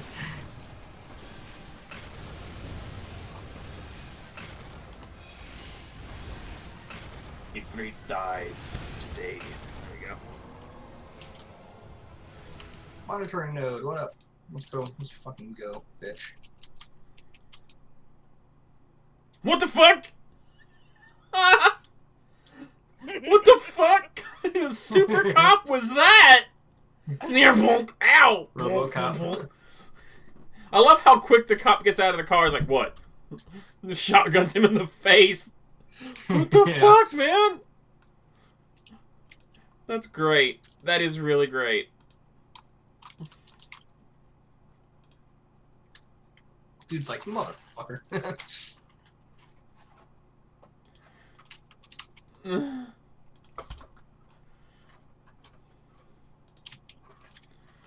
Makes you wonder what kind of mods they were using for that.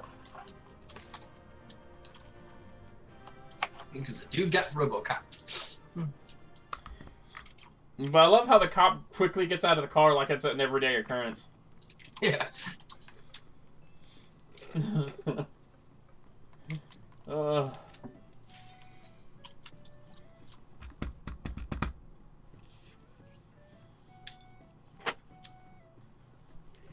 Time to go kill ADS.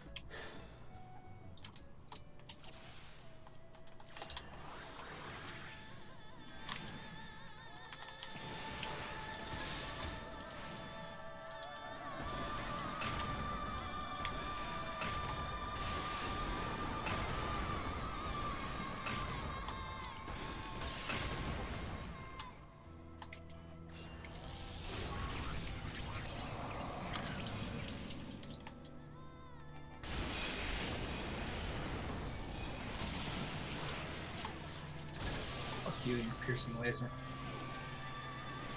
Where's my cure? Where's my... Hi, parrots. Oof.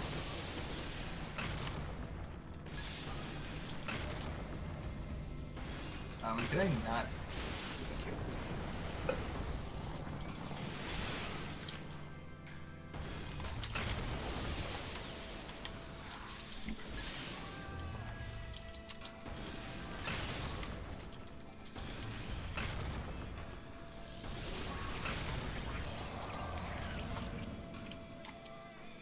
Motherfucker.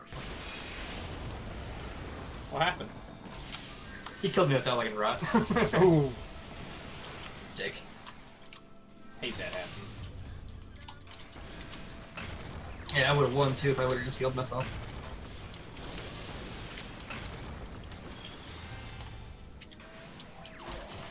Oh well. I'll kill him next time. Come on, bitch. Kill you.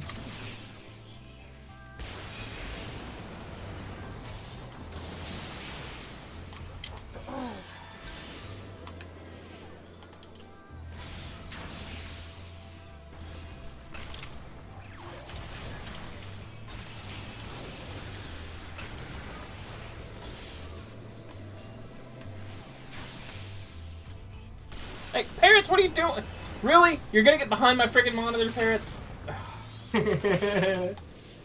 Cats, dude. Yeah, welcome to Cat. Yep, I do that all the time. What sucks is having like 6 of them do that. Because they all done that before. No, I bet. Oh god damn it.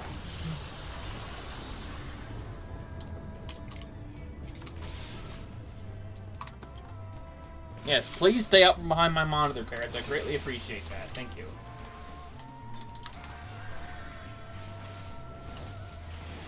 I'm gonna go ahead and hop out of Discord now. Alright. I'm gonna wait until this fucking vulnerability gets off me.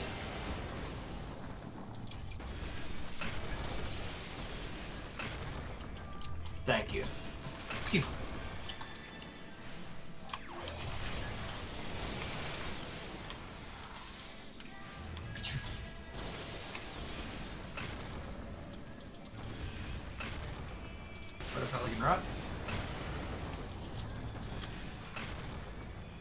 High voltage.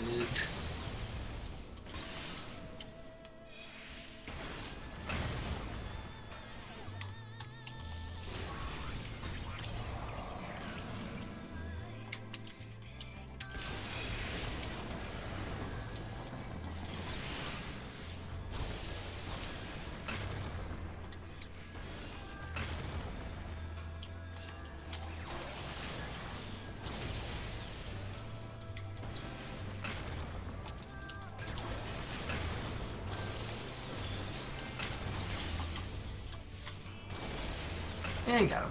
Fuck you, idiots. I'll take that. I'll take that.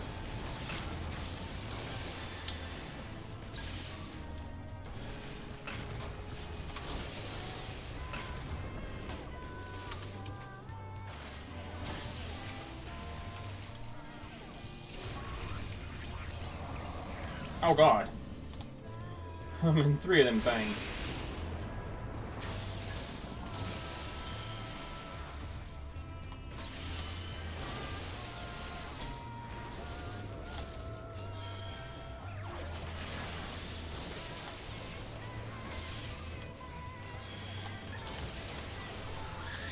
Okay, let's try this book in.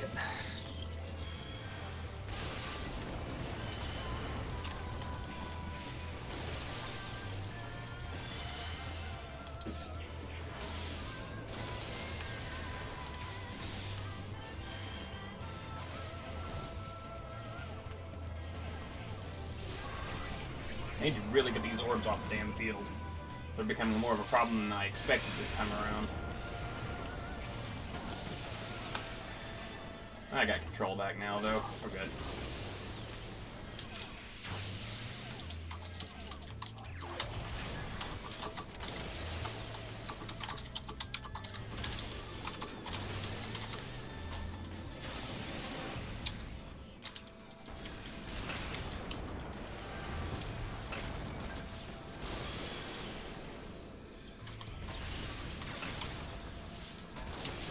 There we go.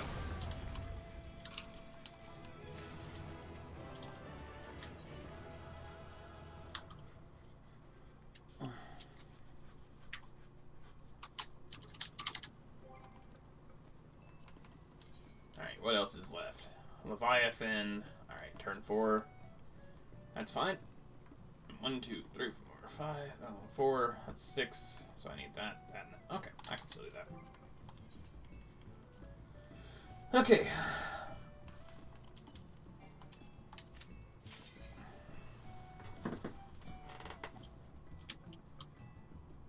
I just don't want to do a level 60 dungeon because there's no fun one to solo, you know?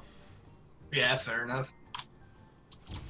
Because like all the options that I have for soloing level 60 dungeons all suck. Never Reap, Fractal Continuum, fucking Aether Chemical Research Facility, you know, Somal. Well, no, not Somal, but like Sorkai and all that other shit. There's not a fun one to solo. And there's some that I can't solo yet. Like Belser's Wall, I can't solo because of the chain mechanic that the final boss is going to do. Yeah. Can't solo that one. Not only that, but because it was more recent in terms of before Stormblood, it's also really high level comparatively, compared to the others. It's true. And I haven't really tried Somal Hard? The one with the scorpion at the end? I forget which that one is. I think it's Somal Hard, yeah. Yeah, it is. Doesn't feel like Somal at all, because you're in a Volcano instead. But I'm gonna get some food and I'm gonna relax for the night. Alright. So I shall see you tomorrow. Yeah, take it easy, bub. Later.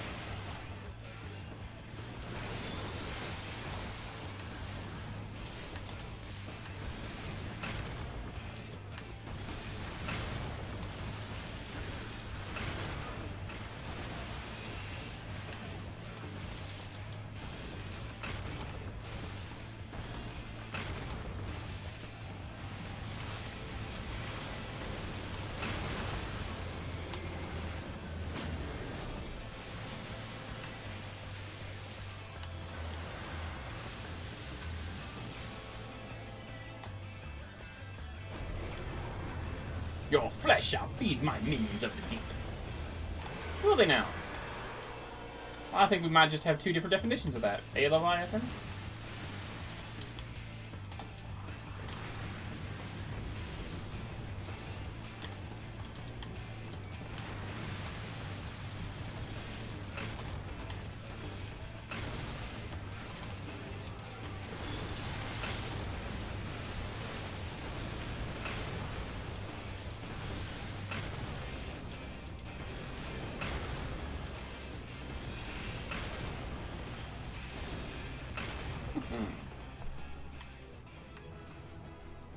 Okay, since there's no one left in the Discord, I'm going to just go ahead and go bloop. There we go.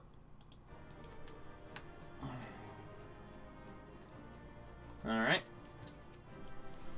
Now that just leaves turn 4 and turn 6.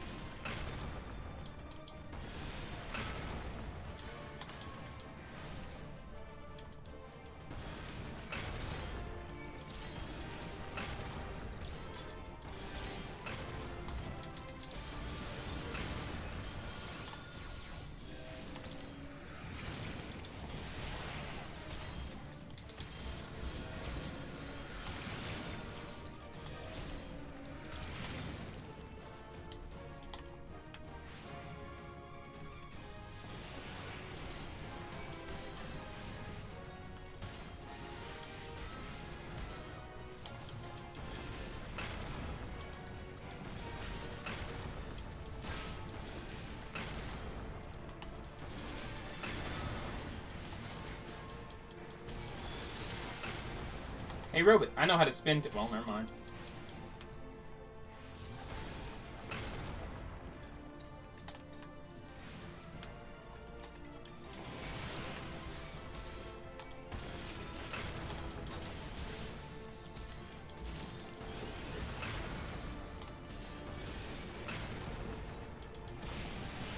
$17K stone 4. That's lovely.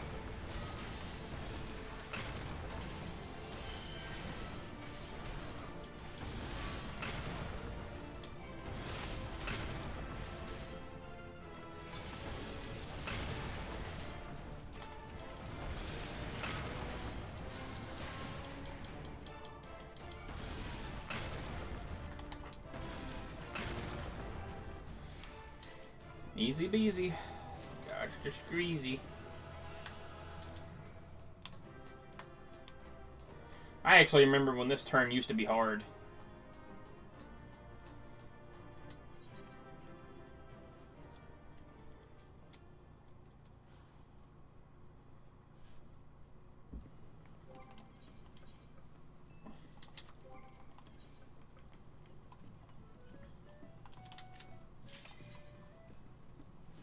But after I finish this, though, I'm gonna log out. Or stop the stream, I meant.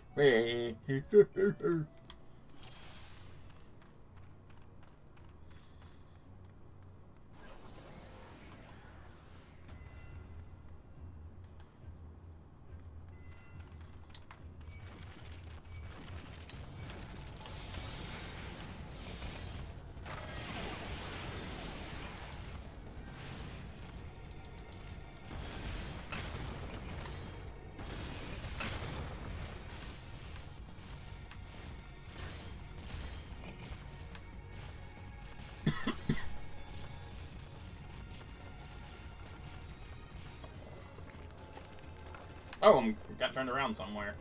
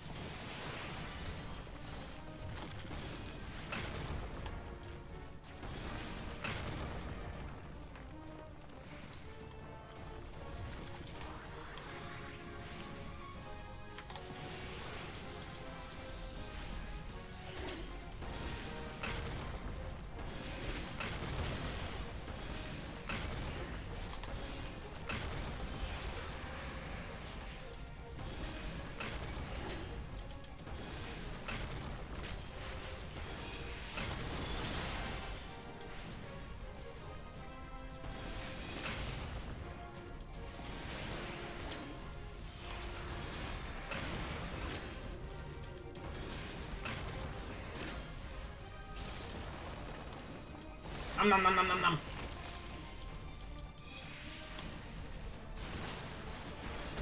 Sorry, Rafflesia. I remember how to line of sight you.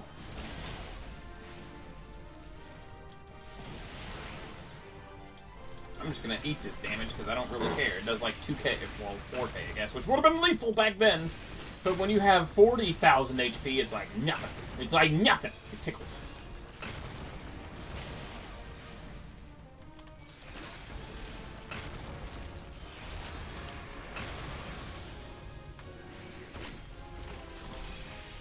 No, you turned, you fucker. Haha, still counted.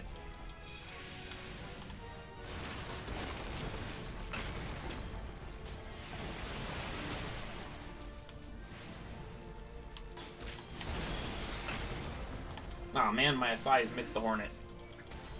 That sucks.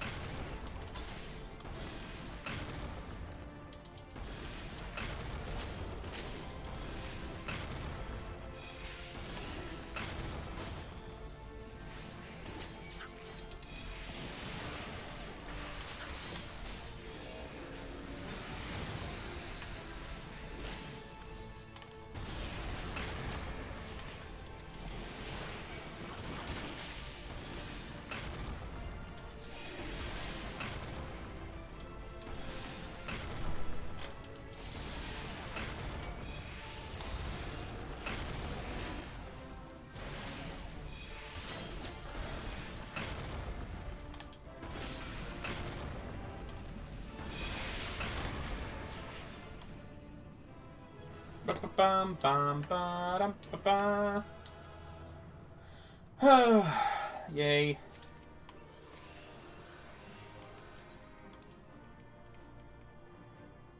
Alright.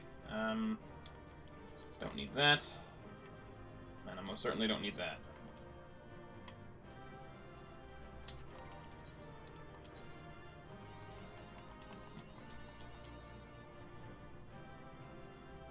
Not a single line. Wow. That sucked. Oh well.